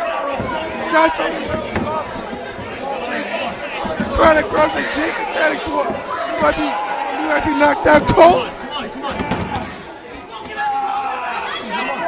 No, this is unfair. All right, I'm going to cut it off. No. All right, that's enough. He tapped out. But people used to say, wow, how tall am I? But, Edge, the height of Uncle Howdy, what are people smoking, man? That's crazy shit. I couldn't believe how many people. Wait a minute. Oh, no. I see Trump on the video. No, we're not going to show that. We don't want to get anybody mad tonight. We can show fireworks. We're 11:25. It seems like time is flying pretty quickly tonight. Even though it does seem like the same shit. I don't know. It looks like airplane. It looks like a runway. All right, whatever. Let's talk wrestling. Oh, I got the WrestleCrap where I got wrapped in bubble wrap. I don't know if you guys really want to watch that on New Year's Eve. Like I said, I put video aside in case, I got to get up and get the champagne soon. So when I do that, I'll probably just throw like 5 minutes of video on. So that referee was good. Hanson was a fun referee, man. That guy was funny. Funny motherfucker, man. Hansen was a good guy. I think he refereed a lot of Ring of Honor stuff back in the day. You Google his name, Ref Hansen. He did Ring of Honor stuff too. So Jeff is saying, what is WrestleCrap? Well, WrestleCrap is a famous website that would post all the crap that happened in wrestling. And a lot of people thought that the stuff that I did was crap. So I called it Don Tony WrestleCrap. It's like stuff that I did, and it's not very good. If I start showing you stuff, it's not very good. Some I'm kind of proud of. You know, I thought the stuff with Kevin Matthews was awesome. You know, especially when he handcuffed me to the guardrail and split me open. You know, I thought that was good. When we did the in-ring segment, you know, that was fun. But some of it was kind of WrestleCrap. You know? Here, you want to see, I'll show you something very, very quickly. If you want to see a little funny WrestleCrap, there's only a couple of minutes. It's heavily edited. Not edited to make me look good, but if you want to get an idea for those that maybe weren't around back in the day. Actually, you know what I'll do? I'm going to go grab the bottle of champagne. Let me go grab the bottle of champagne. This is only about 5 minutes long. Maybe you want to go take a leak. Maybe you want to go get something to drink. Or maybe you want to sit back, relax, and watch one of my 3 official matches. And I am officially 3-0. No, actually 2-0. One was a no contest. So enjoy. I'll be back in 5 minutes. The masculine marvel Sabotage, ultra sexy Joe So Delicious, and Tony Lowe. They are Best Bodies Incorporated. Bally's Total Fitness. Do they sleep there? I don't know. Maybe they sleep on the bench press. Well, you saw Sabotage flexing earlier. He looks chiseled out of like clay or something. Well, I'm not sure. Some people would say he's chiseled out of otherwise. I'm not sure. Chiseled out of cardboard or I heard he's not a fan of the girl. I don't know. Rest in peace, Joe So Delicious. He died a few years ago. These people are not a fan of Best Bodies Inc. Look at Tony Lowe. He's hitting the ring. I know the video looks a little. And their opponents, weighing in at 748 pounds, representing the OZHB and the Bronx, Jay Lover, Mac Daddy Flex, and Don Tony. Yay! Oh man, the HB, whatever you call it. And the BX. I believe it's HBLZ. Get ready for WrestleCrap. HB or OCD, ADV. Uh-oh, they look ready for the street fight. Let's not hope anyone has ADD. And OCD? I ran out of ABC 1, 2, 3. But let's get back to ringside. Oh my God. Chaos here. Don Tony's, they got a bag of treats. Oh no. That son of a bitch was heavy, man. That was heavy. Don Tony from Howard Beach. I really do want to see his wrestling ability. Look at WrestleCrap. all the toys. WrestleCrap alert. Oh! Was that a nut bowl? Oh! Glass. A splattering of everything in the crowd. Hey, I got a holy shit chant. Kids, this is hardcore. Oh! Get an interaction here at VPW. Oh! The carnage. Don Tony's got a ladder. I got a ladder. Oh, it's raining here, Earl. Is it raining? He's got it up. Oh, that's gonna hurt. That's gonna leave a mark. Sabotage taking a beating at the hands of It's almost Flex over. It's almost and Jay over. Lover. Tony Lowe scurrying around. Oh. Get Tony Lowe running around. Don Tony's got so many toys. Here we go. Oh, there's actually We got so many toys. Oh, gosh, this cannot be good. What is this? He's up high. A power body sent him up. Trying to reverse it. Flex does not. Does not align. Oh, ow, that's gonna hurt. Oh, Tony hit him. Tony low. Oh my God. I think this is almost done. Oh no. 6 feet high. An ominous ladder.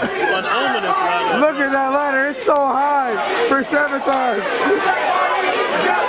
He is not going to do what I think he's going to do. Oh my God. He might be like 10 feet in the air, Earl. I think I had to catch him. I think I had to catch him. Yeah. You watch. He is not. Yeah, I had to catch him. Oh my God. Up and landed right on me, that prick. Oh my gosh. The high risk maneuver by sabotage. I was okay though. The ladder took a beating. And so did everyone else who broke the foam. This was my favorite spot. He wrapped me up in bubble wrap. What is going on here? Sabotage. What is this? Oh, there's mouse traps. They got mouse traps.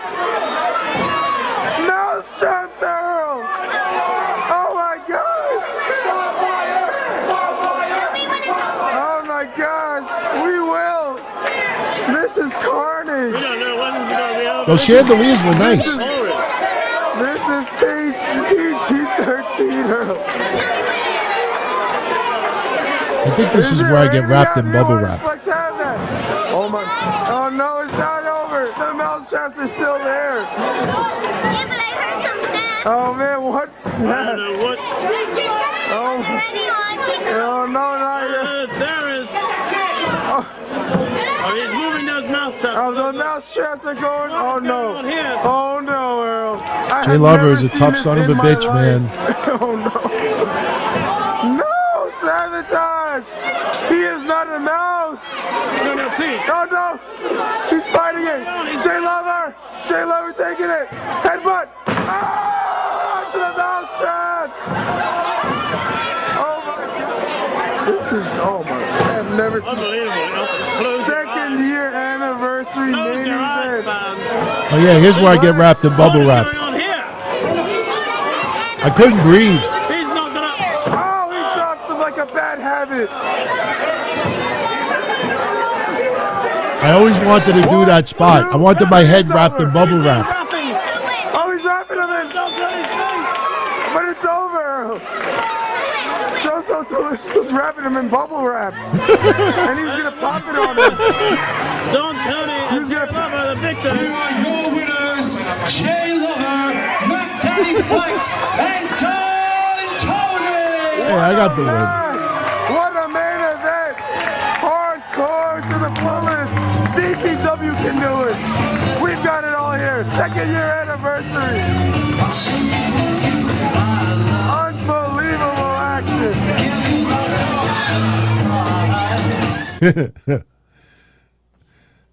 I always wanted to do the bubble wrap spot.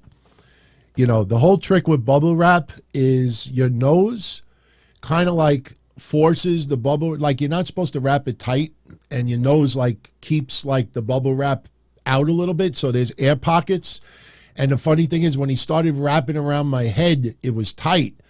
And, you know, like for a moment, I'm like trying to pull it to get a little bit of air. I was fine, but I always thought, like, I can't believe wrestlers don't use bubble wrap more. You know, you wrap someone's head in bubble wrap and they act like they can't breathe and they pass out, and people will believe it, man. Yeah. So, all right.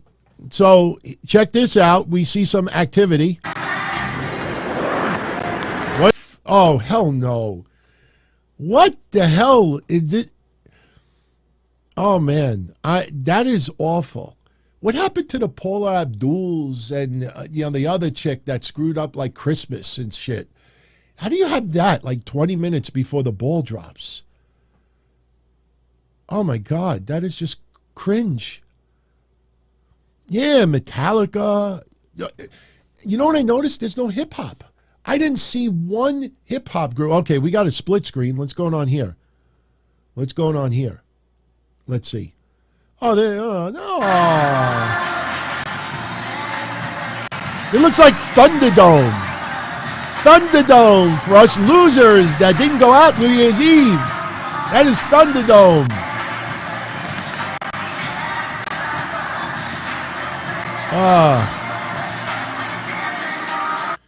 I got to be honest with you. No joke, man. You guys make this New Year's Eve fun. Everything I'm looking on the screen is awful. I mean, the fireworks are fine and everything, but it looks like the same fucking place. I think we got scammed on social media. That looks like an airport, and that looks like the same. Did they just loop this shit? Like, where's like Iran? Where's fucking, Tokyo? Where's all these countries with their New Year's shit? I mean, I can't like start pulling it now. I mean, it's nice and everything, but yeah, that looked like Thunderdome. All right, check it out. I got the champagne here. Cheap Asti. We don't drink all that much. I'll bring her in here like 2 minutes before midnight, and we'll have a little champagne toast. My phone will probably ring. It's customary for me to call my mom at midnight every year to wish them a Happy New Year. They'll probably be in bed, but they'll be like, oh, Happy New Year, and I'll hang up the phone. But I got to be honest with you, this just looks like so disappointing. Here's more Thunderdome footage. This is legit live. I don't know why that play shit is there. That'll disappear. Ciao Mama. Oh, they're probably from Italy. Hey, you're amazing. Let's see what's going on here. What's your name? Here, Rashawn Clifford. Yeah, you're from Pittsburgh. Pittsburgh. C-Town in the house. Hey! What's the story? What's the story with coming to Times Square? Over and under, we hear someone curse. Children, my mom and my sister were all from Clearton. My 9-year-old son wanted to come. I want to hear somebody curse. He asked me. We've been out here since 1 o'clock waiting. He just now left with my other kids. I'm the last one. I want Rick Ross to go up to her and say, you big motherfucker. I'm so excited and I'm so blessed and I'm so grateful. I love everybody here. Happy New Year! I want to curse. Your whole family left you, but this is dedication. Yes. My 2-year-old baby was out here. She just now left too. I'm here by myself, but I'm here to celebrate. But you're not by yourself because look at all these friends you made. That's right. My girls are here. Yeah. What do you want to say to everyone back home watching you right now? I want to say to the whole wide world that never give up. Keep on going. Life is precious. Life is too short. Keep on going. Don't give up. God has brought us all forward. Stick together, stay together, and we got this. 2023 is going to be the best year. I'm claiming it. I can't. It's painful, man. I hear fireworks. Oh, wait. We got a little different stuff. Okay. That's a little better. Mohammed Soria. Do I feel disrespected by a comment? I have no idea. He says, Chaos says he disrespected me. No offense, but he thinks he showed support and was being silly like anyone. I don't even know what you're talking about. I didn't see anything earlier. Oh, wait, we got Ava Max. Who's Ava Max from Kings and Queens? This might be promising. This looks like somebody that would be... Let's see what this is about.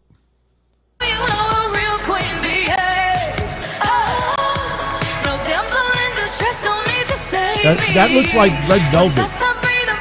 Tell me that girl didn't look like Red Velvet on the right. You might think I'm weak without a sword, but if I had one, it'd be bigger than yours. If all of the kings had their queens on the throne, we will pop champagne and raise a toast.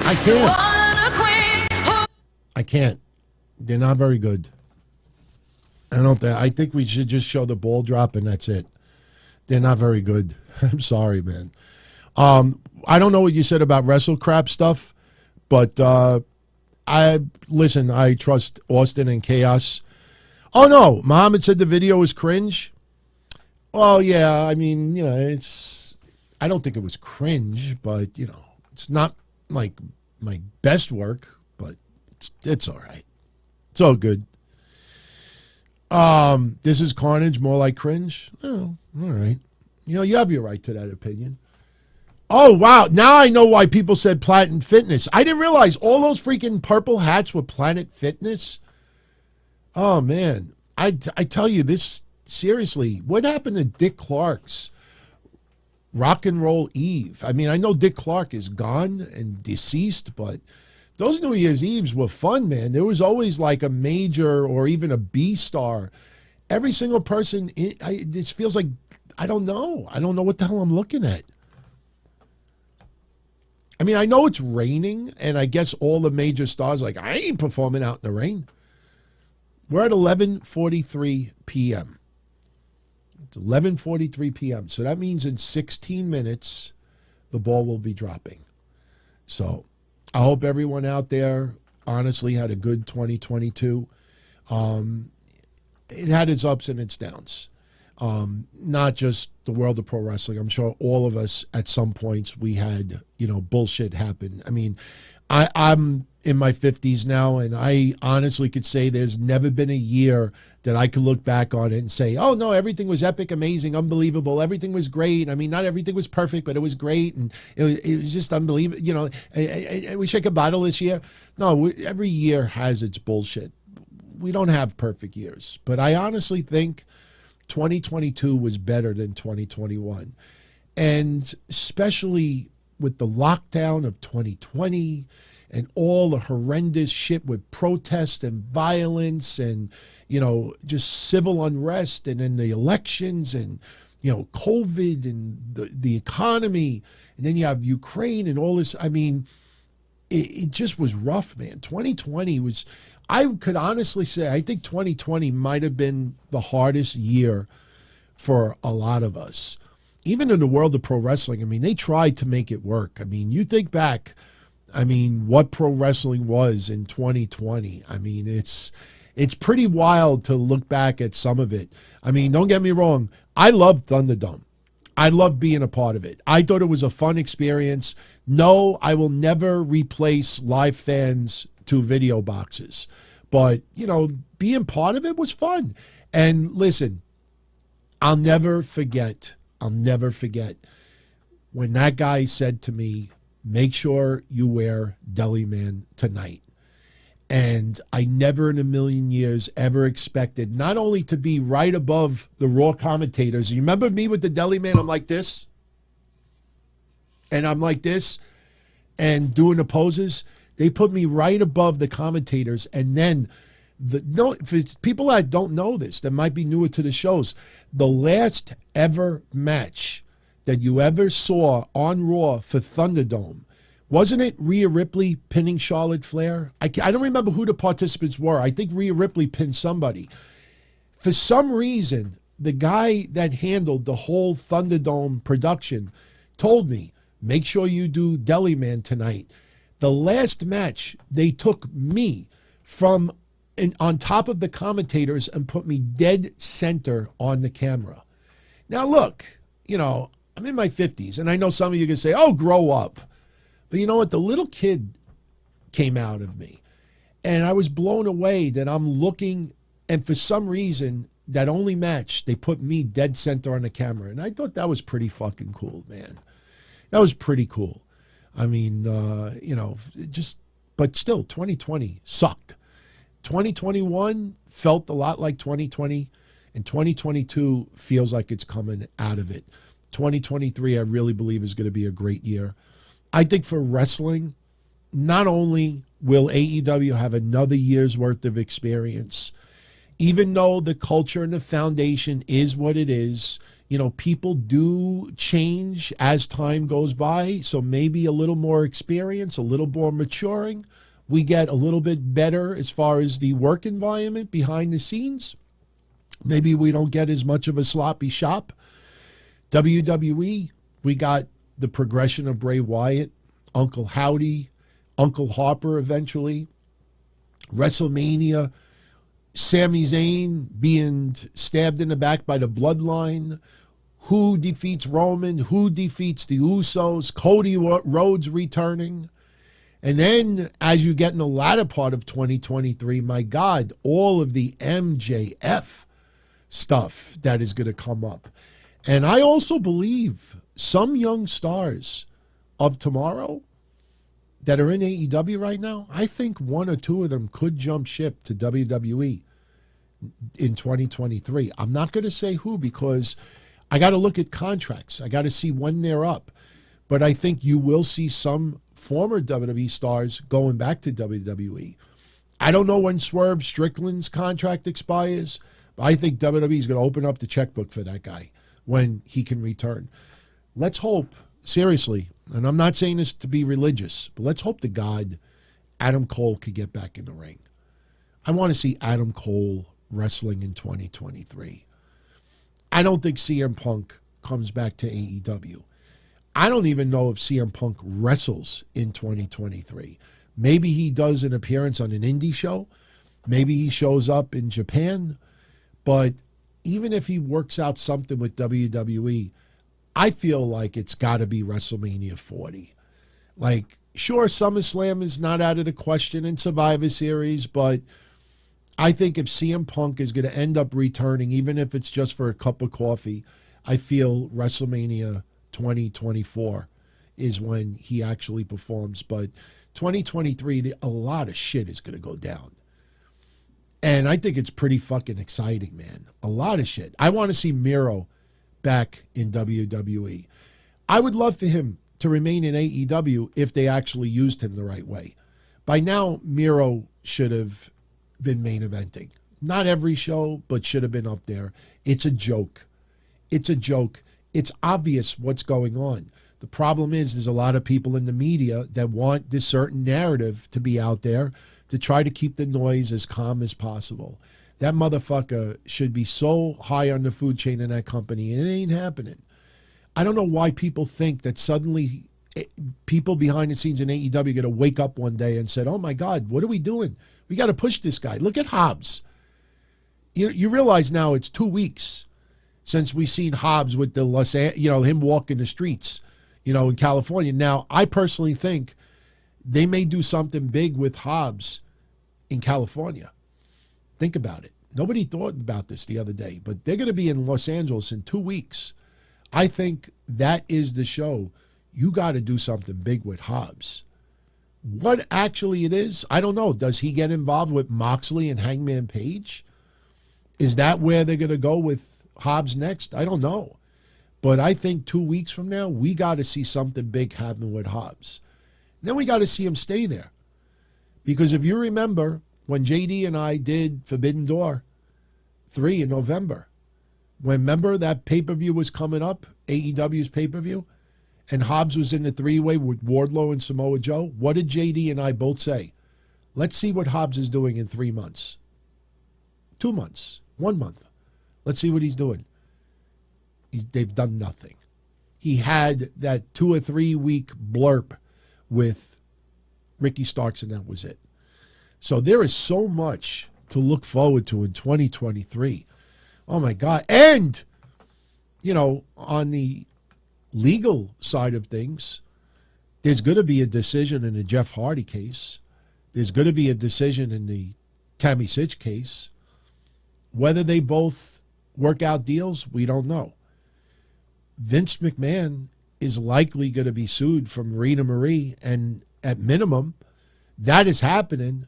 That is going to be bigger than this year, because people could lose their shit about Vince paying out $14 million to women. The guy is worth billions. Just do the math. Vince McMahon could throw out $1 million. That's nothing. That's like $10 to you and I. So Vince being accused, that is going to be sensationalized. Everybody that despises Vince McMahon is going to come out of the woodwork and enhance every little detail about these accusations. And then they're going to pile on everything else again, and they're going to bring up the other things, and they're going to try to drive 6 feet under. So 2023 is not going to be a boring year. That is for sure. Look, we got more Thunderdome. This is the best they could do tonight, everyone. We got Planet Fitness hats.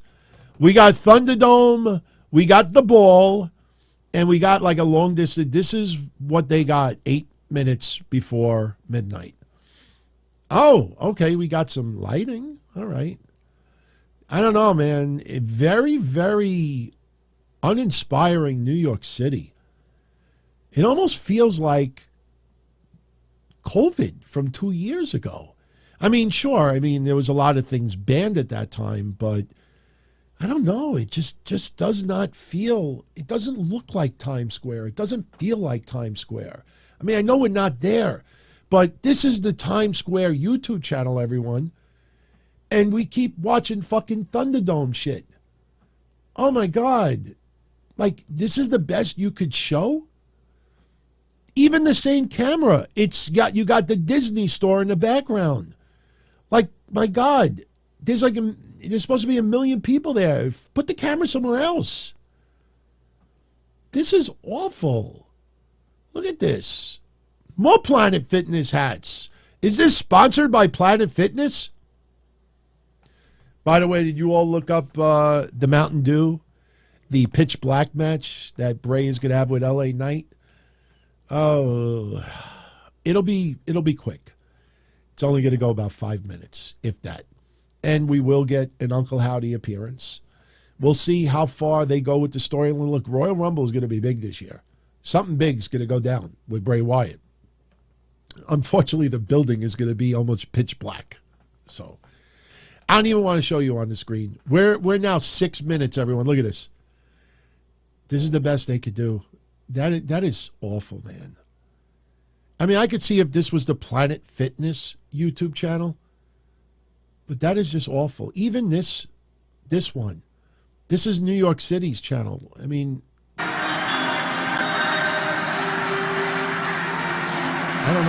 don't know. I'm just not feeling it. Not feeling it. It's not a Bray gimmick match. It's Mountain Dew paid a lot of money to WWE to be a sponsor for the show, and they agreed to do a match. And if you really think about it, with the pitch black concept, Bray Wyatt is probably the perfect fit for it. So that's why they're doing it. Benjamin says ABC has the actual New Year's Eve show. It's hosted by Ryan Seacrest. I can't show ABC. They'll flag it. Can't put ABC on there. I thought New York City's one would show like all around New York City and Times Square, but they keep showing the same people. That's pretty much what they show right. That guy looks like Dominic Mysterio. By the way, did you see the Dominic Mysterio arrest video? I was saying this in a watch party the other day. I was hoping that they were going to do a little spoof of Velveteen Dream. I wanted Dominic to just keep saying over and over again, you didn't read me my Miranda rights. You didn't read me my Miranda rights. You didn't read me my... I have the Velveteen Dream video. In fact, maybe we'll play some of it tomorrow on a sit-down. Or maybe we'll save it for Monday. I've been wanting to play that for a while. He just, oh man, he's total. How do you blow a career like that? That guy could be making a couple of $100,000 right now. I mean, how do you just screw it up? I mean, I don't care how innocent those late night conversations were. How do you even think about that? Like, sometimes I'm not going to lie to you all. Sometimes I get a DM and it's a very young wrestling fan.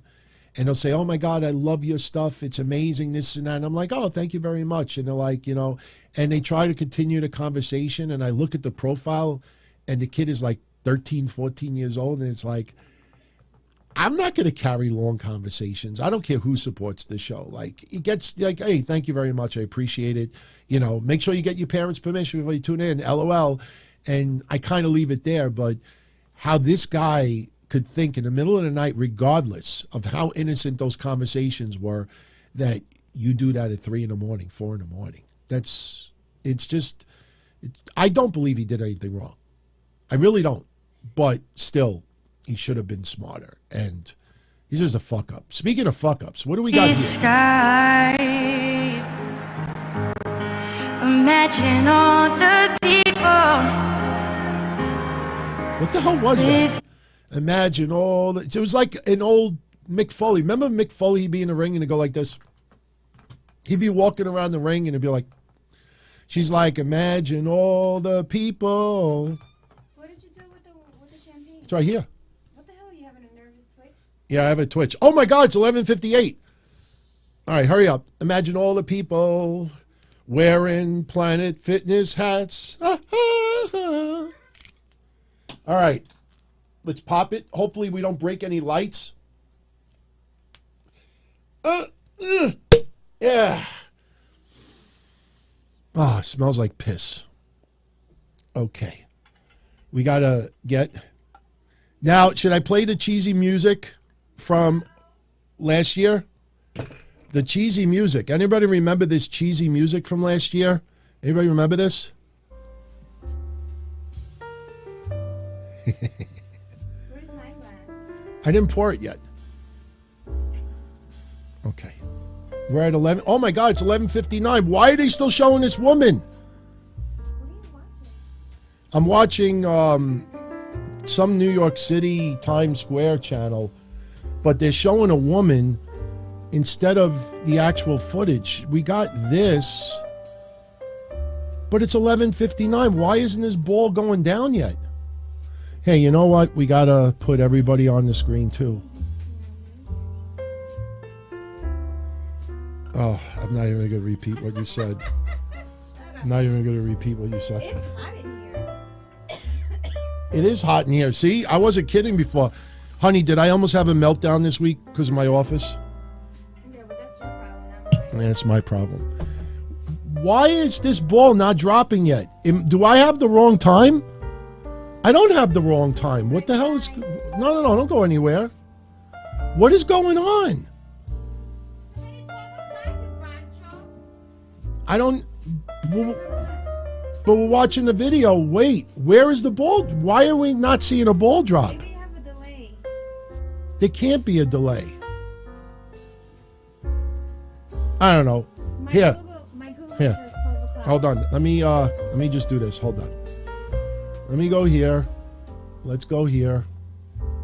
I got to take yous off the screen for a minute. Actually, no, we don't have to. You could come over. Try to fit in like that little... Can I get that glass instead? Yeah, you can have this glass. Why? Because I touched it? You know it. Look Wait, at where this you going? o'clock. Is this right there? Oh, there we go. There. Okay, it's a little like a delay. Okay, now we're down to like 50. I'm just going to take this off the screen for a minute. Come on this side.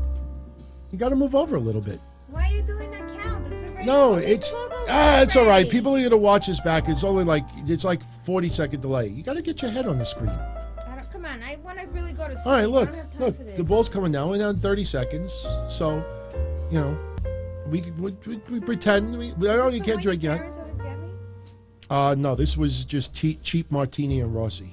Hey, you can't drink. Come on, no, move over. it's the acid. It's very sweet. Is it? Okay. Put your head on the screen. Come over a little. Where is the screen? Right there. See? All right, 10, 9, 8, 7, 6, 5, 4, 3, 2, 1. Happy New Year. All right, bitch. Now you get to kill you for another year. Now we could get married. Oh, that happened. Yep. All right, bye. Bye, honey. Yeah, you could close it. All right. We got to make one telephone call. I'll put it on speaker. Wow, she says it's good. Let's see. Got to call my mom. All right, here we go. Happy New Year, Anthony. Hello. Hi. Hi, Happy New Year. Happy New Year. What, were you sleeping? No. Oh, okay. No, we've been laying in bed. We just turned the TV on about 20 minutes ago. Oh, okay. All right. Yeah. No, I just want to wish you Happy New Year. Thank you. All right. Happy New Year. I will. All right. All right. Good night. Good night. Bye. All right. Let me just do one more thing. If you all don't mind, I got to send a text message to my brother. I mean, oh, God, I don't remember his number. Hold on. Nick. There we go. Yeah. Happy New Year. Exclamation point. Okay. All right. Now, you can put this back on the screen. We could put some fireworks. We could get rid of the cheesy music. There we go. All right. She is awesome, man. Seriously. You know. Yeah, Twix, no. Did I delete the evidence? I didn't even drink mine yet. Cheers, everybody. Salute. You know, take this fucking fireworks off for a minute. The airport fireworks. Salute, everybody.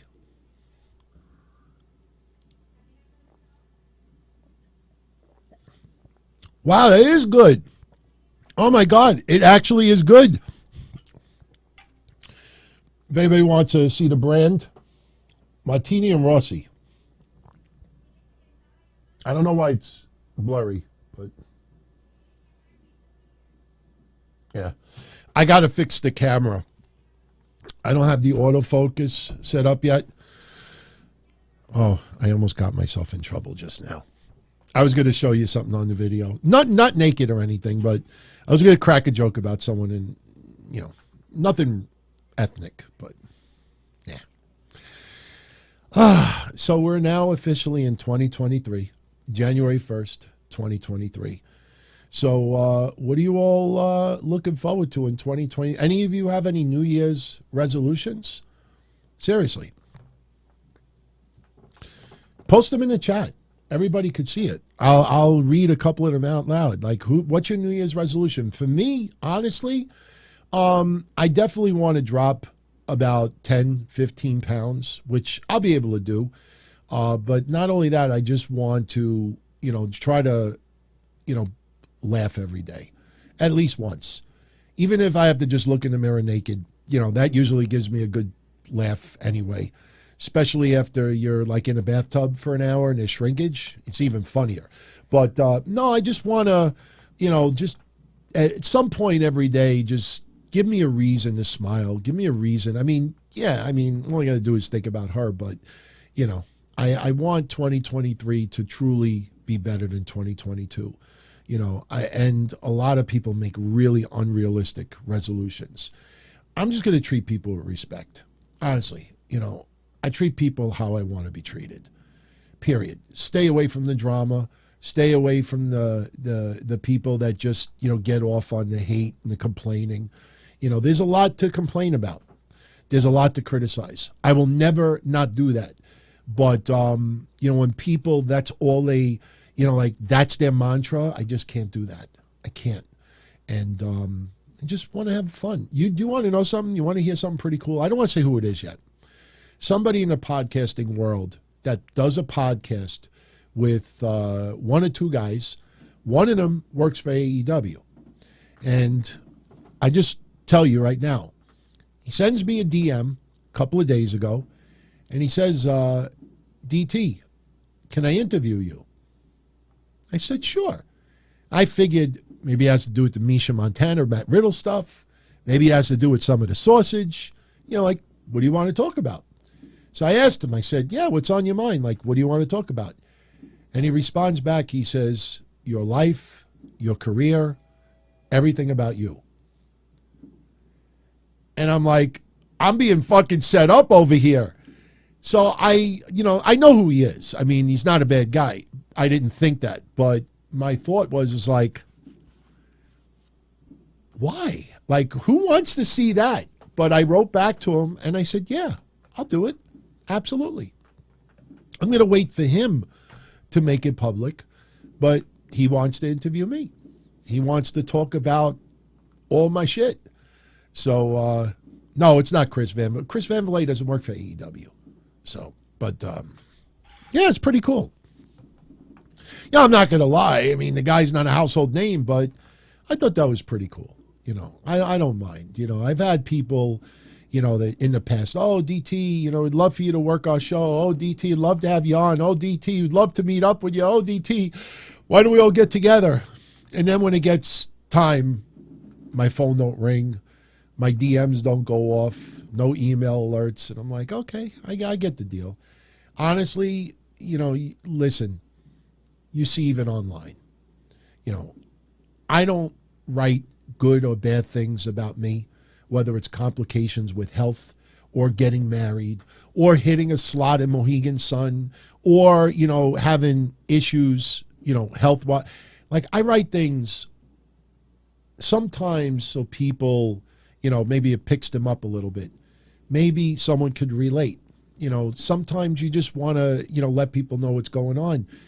And you see that weird response online. There's always that group of people that for their click, you could talk about, hey, man, I just changed my toilet paper brand today. And there'll be an ongoing conversation about it till no end. But for they just like nothing. When we do these shows, it's just you and I. No joke. We got supporters. I do have friends that are out there, I'll always cherish those friendships. But overall online, you see the AAA, WWE stuff that I talked about this morning. Now, look, it could end up with nothing. But from what I hear, they are this close, and they may have already finalized the deal, that AAA and WWE will have a working relationship. Technically, that's forbidden door.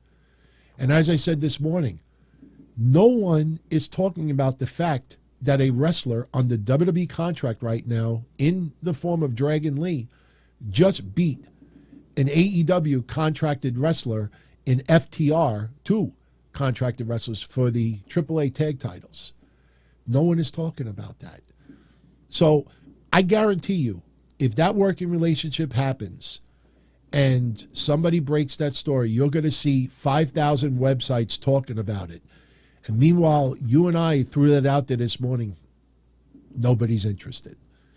It just, it is what it is. That group, that clique out there, everybody has got to, be in that inner circle to break things, to release it, to be first. I can't wait to see if we find out about Sasha Banks tonight or tomorrow. Because remember, as we talked about, Sasha Banks, WWE told her, we're not officially letting you out of your deal until January 1st, 2023. I guess Connecticut time. If WWE is still considered a Connecticut company, which I think they are. So if that's the case, we are now officially January 1st, 2023. Now let's see if we find out anything in the next 24 hours with Sasha Banks. Be interesting to see. So, all right. So we're going to start bringing this home, everyone. It is 12:10 a.m. And SoFly says that Meltzer is starting to talk about it as well. So I was on it. It doesn't surprise me. And look, I don't want to be first. I just want to be right. If somebody tells me that, believe me, if it ends up happening, it ends up being a big story, I don't need, me to go and tell everyone, wait, I put it out there first before everyone else. I'm not even going to do that. I just want to come back to all of you and say, hey, a friend of mine who is close to the situation, he actually was right. He got this firsthand. I didn't get it to a friend of a friend of a friend. So I'd rather end up being correct than being right. So, but it just goes to show you that if it's not that inner circle, they won't even acknowledge it. They won't even DM you and say, hey, man, where did you get that from? Hey, man, any, back up to this story? Nothing. Even the Mr. Mystery stuff back then with TNA. Oh, man, you guys and gals missed so much fun back in the mid-2000s with Mr. Mystery. I'll briefly get into it. We'll stop bringing this home. Back when we were really hardcore into TNA, criticizing a lot of it and a lot of the behind-the-scenes stuff, somebody who worked in TNA contacted me, and he wanted to be called Mr. Mystery. And that guy, yes, it was a guy, gave me a whole ton of exclusives. Almost every week, we were breaking something pretty substantial on the shows. We reported about Hall Nash, reuniting. you know, the idea of bringing X-Pac in. We broke so many things, and we would put it out there, and nobody would report any of it. And every month we would put something out there before anyone else, and we were right. And everybody was trying to find out, you know, fans, followers, viewers, friends, who's Mr. Mystery. Never revealed it to this day. I can tell you right now that this person no longer works for TNA, but Mr. Mystery, you know, gave us tons of exclusives. And we were breaking exclusives on the shows like every other week. Not one news site out there would ever report any of it because they didn't like us. They didn't like me. They didn't like Kevin Castle. They didn't like Joey 924, Black Moses. They didn't like us. So they refused to acknowledge. Did you hear that? That's actually my alarm on my phone when it's time to start getting ready to go to bed. It actually just did the, you know, lullaby. I don't know if that came across on the thing, but yeah, so. No, I will never reveal who it is. I can't. Again, that goes back to my loyalty. There is so much shit that people have told me over the years. I don't tell it publicly unless they tell me it's okay. This person is still connected with wrestling in some capacity. So maybe down the line, he has something for me. I will never break that privacy with anybody. Even right now, you know, people are kind of blown away that I don't want to say friends, but I've become copacetic with Tammy Sitch's boyfriend. And this is the guy that wanted to kill me, beat the fuck out of me, come to New York, do this stuff like that. Now, I'm the only guy that he kind of trusts online to tell it like it is. He's not trying to paint Tammy in a positive light. He knows what happened. You know, he's in a bad situation. You know, it ends up, he didn't give her permission to use the car. He had no idea that she was using it. You know, the guy's got a sketchy track record. But, you know, because of his relationship with her and, you know, unfortunately their battles, you know, he's labeled the bad guy. And the guy, you know, comes to me and he's like, hey, man, you know, I see these people throwing this shit out there about me and about this. You know, I want to give it to you because I want it the record set straight.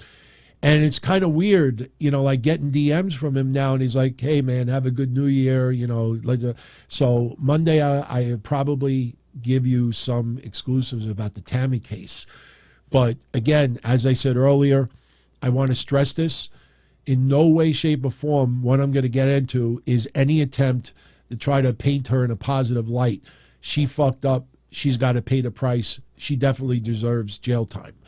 What we get into is some specifics that nobody knows and what's going on.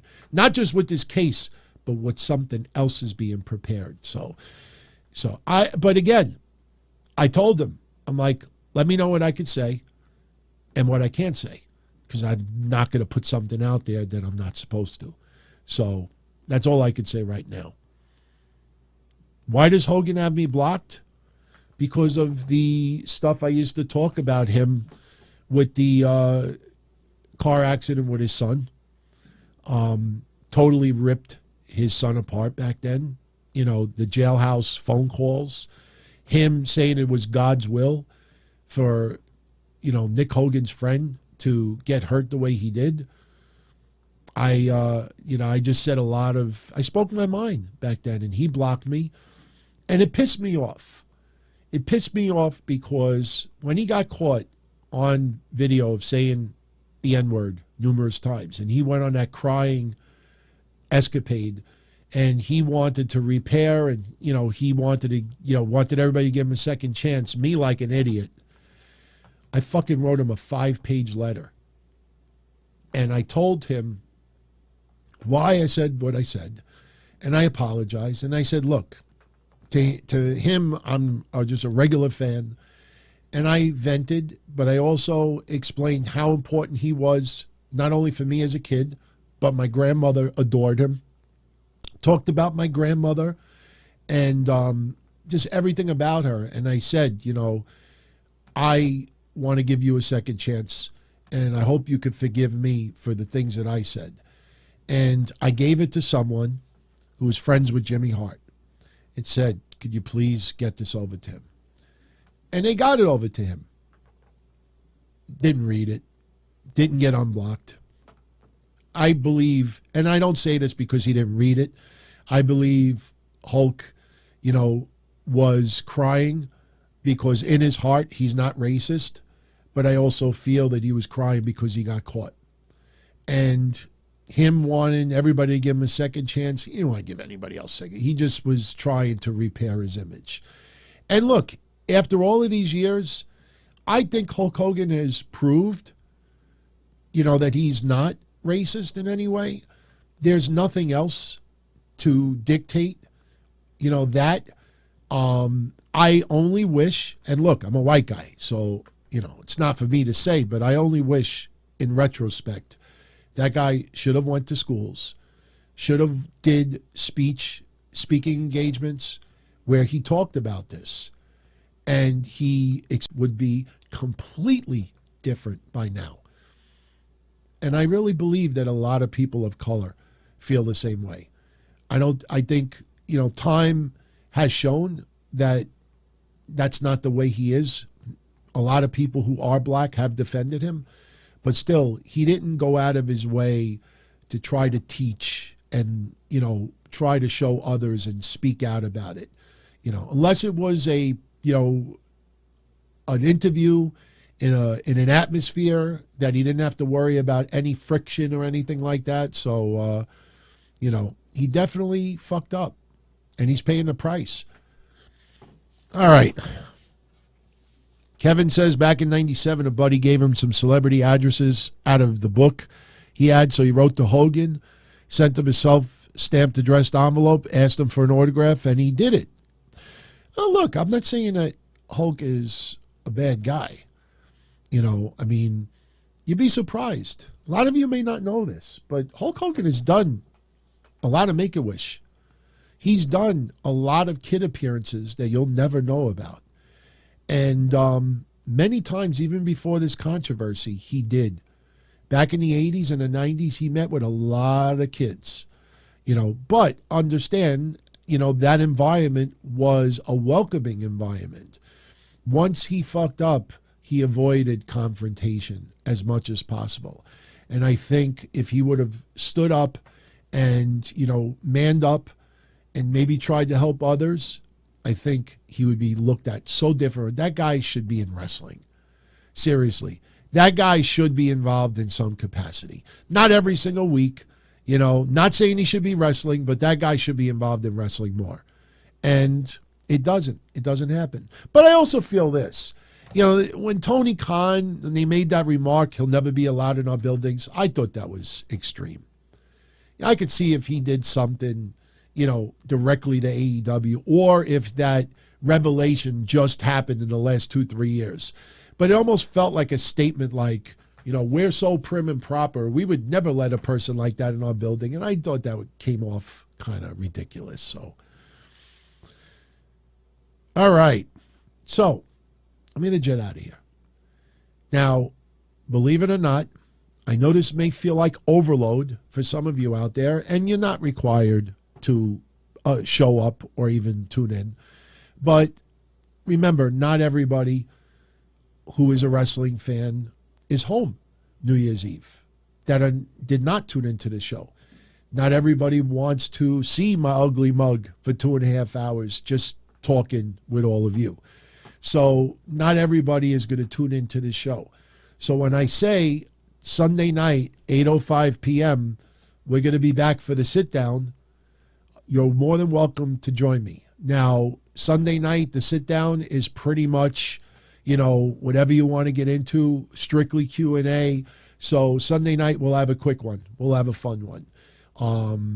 And trust me, it'll be a lot of great topics, and plus a lot of people who are out for 2023, I'm sure, are going to show up.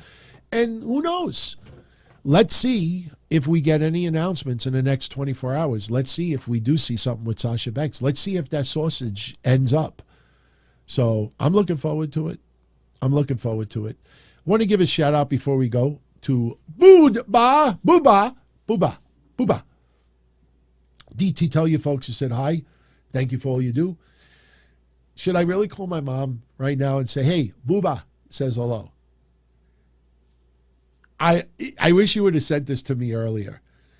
If I would have said that, what do you think my mom would have reacted? Who's Booba? Oh, that's my nickname I gave my wife. Hey, Booba, come here. So, I'm not making fun of your name, but that would be funny if I said to my mom, hey, Booba says hello. Grand Booba. Much love, my friend. Happy New Year. Dreamers Lane, DTKC got him through hard times. They got me through 12 years of my life growing up as becoming an adult. It was sad to see them go to separate ways. My spirits were broken. Also, Happy New Year. Thank you for that, my friend. Like I said, I didn't want things to end the way they did, but they did. Be happy that, that everything is good now. And unfortunately, that's just not a book that'll be reopened. I mean, I'm not going to lie to you. The idea of once in a blue moon doing an episode on Patreon, and listen, I want to make this clear before anybody flips out. It's not a money grab. Believe me, our Patreon is this big. It's about 1/10 the size of what it used to be. But every week I do an exclusive show there. Every week Kevin does an exclusive show there. We do a pay-per-view contest every month. And we do ad-free episodes of everything that I do every week. But we were thinking once in a blue moon, the possibility of maybe doing an episode. And the only reason why I say Patreon and not everywhere else is because the Patreon show is a very small audience. And the conversation is very intimate. Sometimes it gets very raw. And it's a type of show that is meant for a small audience. So if we started advertising that we were going to do a show again, we don't want it to come across like, oh, they're coming back. The show is back. Oh, everybody tune in and this and that. Because it's not going to be anything like that. It's just going to be like some regular casual convo about whatever topics are going on. And that is something that is very possible in 2023. It's not out of the question. But as far as weekly regular shows, it's not happening. And honestly, it shouldn't. It shouldn't. I mean, because if there's another falling out, you're right back to where you were before. If there's any, miscommunication, you're right back to where it was before. You change, you move on, you evolve, that's the way it is. So Kevin Milwaukee says the Patreon show is fantastic. There's talk about Bam Bam Morocco. Wherever the shows go. It's funny because it's not like the sit down on Sundays. It's not like what we did tonight. It's just, it's a different tone. It's a different environment. It's just, but like I said, it's a show that's meant for a small audience. I don't think people in droves would enjoy it as much as a small audience would, especially when you get into deep conversations about a topic that a lot of people would be like, fuck, I want to hear that for. So, all right. Booba is back. Oh, wait. Booba, why you keep showing up? Booba, tell your folks I said hi. Thanks for all you do. I'll tell my mom tomorrow. Maybe I'll record it too. I'll call my mom on speakerphone during the day. Hey, Booba says hello. Just to see what her reaction is. Richard Slater, is Ryback the modern day warrior in my opinion? No. Ryback is just a very outspoken guy who is set on his views. A lot of them are not popular. And he is just, he's not out to make friends. He's Ryback. Warrior was just, in a lot of ways, in his own weird world.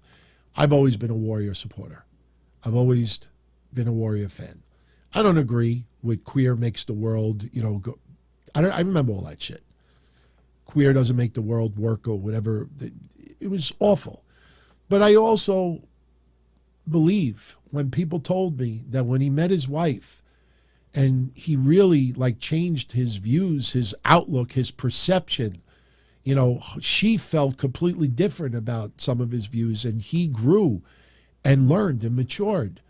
and didn't do it for, acknowledgement from the WWE Universe or wrestling fans. Warrior just changed his attitude. Got a family? It kind of changes the way you think. I mean, look at me. I mean, I'm not trying to compare me to Ryback or Warrior, but think about me 5-6 years ago. I was absolutely against kneeling at football games. I thought the Colin Kaepernick shit was so disrespectful that, people fought for our country, defended our rights. Even if some of the military says it's okay, you're offending any of that military. You offend anybody, you shouldn't be doing it. As years went on, I started understanding and started learning a little bit more why things were done. And then I said, you know what? Now I understand why people do it.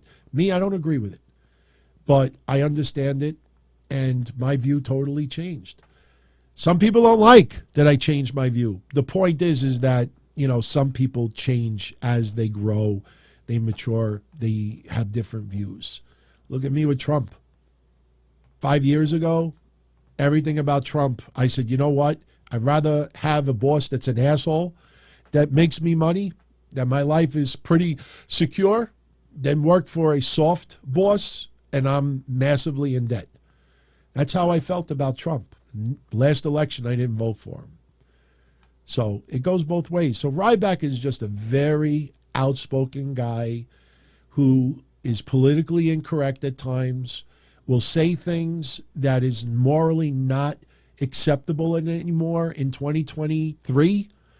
And he's right in some ways, but in other ways, even though he may think he's right, doesn't mean you should do it. And he reaps what he sows. But I give him credit that he deals with everything that comes his way. But I don't agree with a lot of things with Ryback. So, all right, we're at 2.5 hours. It's exactly what we were last year. As you will see even on the screen, a lot of people went home. Those fucking hats. Those fucking purple hats. I never went to Planet Fitness. I never will go to Planet Fitness. Those, what's this guy's sign? Planet Fitness! Oh, you gotta be kidding me. You gotta be kidding me. They literally are, who are they showing this to? They're walking around with pieces of paper that say Planet Fitness. Who are they trying to convince? The janitor? The cop? Yeah, I'm going to go to Planet Fitness tomorrow. Everyone, Happy New Year. Much love. If you enjoyed this reigning in the new year, take a moment and hit that thumbs up. It helps more than you know. I want to thank everybody who spent some time, whether you were active in the chat or you just sat back, relaxed, lurked, too lazy to type, or maybe had it on your TV screen and had no way to type. I thank each and every one of you out there. And if you're around Sunday night, January 1st, 8 o'clock, join me for a little sit down. I promise you the show will be good. And if not, maybe Monday after Raw will convince you to stop by. And we always have the archives. So everyone, Happy New Year. Feel free to leave a comment in the comment section. I know tomorrow I will have some free time and I will spend a couple of hours responding to some of your comments the last couple of days. So much love, everyone. Be well. And I will catch you all soon. Do we have the Godfather outro? I took the template from last year. I was shocked how much of it still worked because I tweaked so many things during the year on my computer and the software and everything else. I pulled up last year's template and I was pleasantly surprised. I'm like, look at this. Most of it still works. I didn't have to do too much preparation. And you know what? I will say this. When we paid a couple of minutes paying tribute earlier to those who passed away in 2022, like the montage went perfect. And that kind of made me feel good. It was sad. But as I was going through the list and seeing the photos change and everything went smooth, that made me feel good earlier. So I hope we pay tribute. I hope we didn't leave anybody out. But be well, everybody. Happy New Year. And let's hope for a kick-ass 2023. I think we're in for a good one. As far back as I can remember, I always wanted to be a podcaster. For me to live any other way was nuts. To me, those goody-good people who worked shitty jobs for bum paychecks and took the subway to work every day and worried about their bills were dead. I mean, they were suckers. They had no balls. If I wanted something, I just took it. I ran everything. I paid the bills. I paid the host. I even paid the masked maniac. Everybody had their hands out. Everything was for the taking. We always called each other good fellas. You would always hear from somebody. You're gonna like Don Tony. He's alright. He's a good fella. He's one of us. But if you're part of my crew, nobody ever tells you they're gonna get rid of you. It doesn't happen that way. There weren't any arguments or curses like in the movies. See, your haters come with smiles. They come as your friends, the people who've claimed they care the most for your life. And now that's all over. And that's the best part. Today everything is different. There's lots of action. I don't have to wait around for everything like everyone else. Oh, I didn't get the vaccine? Fuck you, vaccine me. Oh, your delivery guy has COVID? Fuck you, feed me.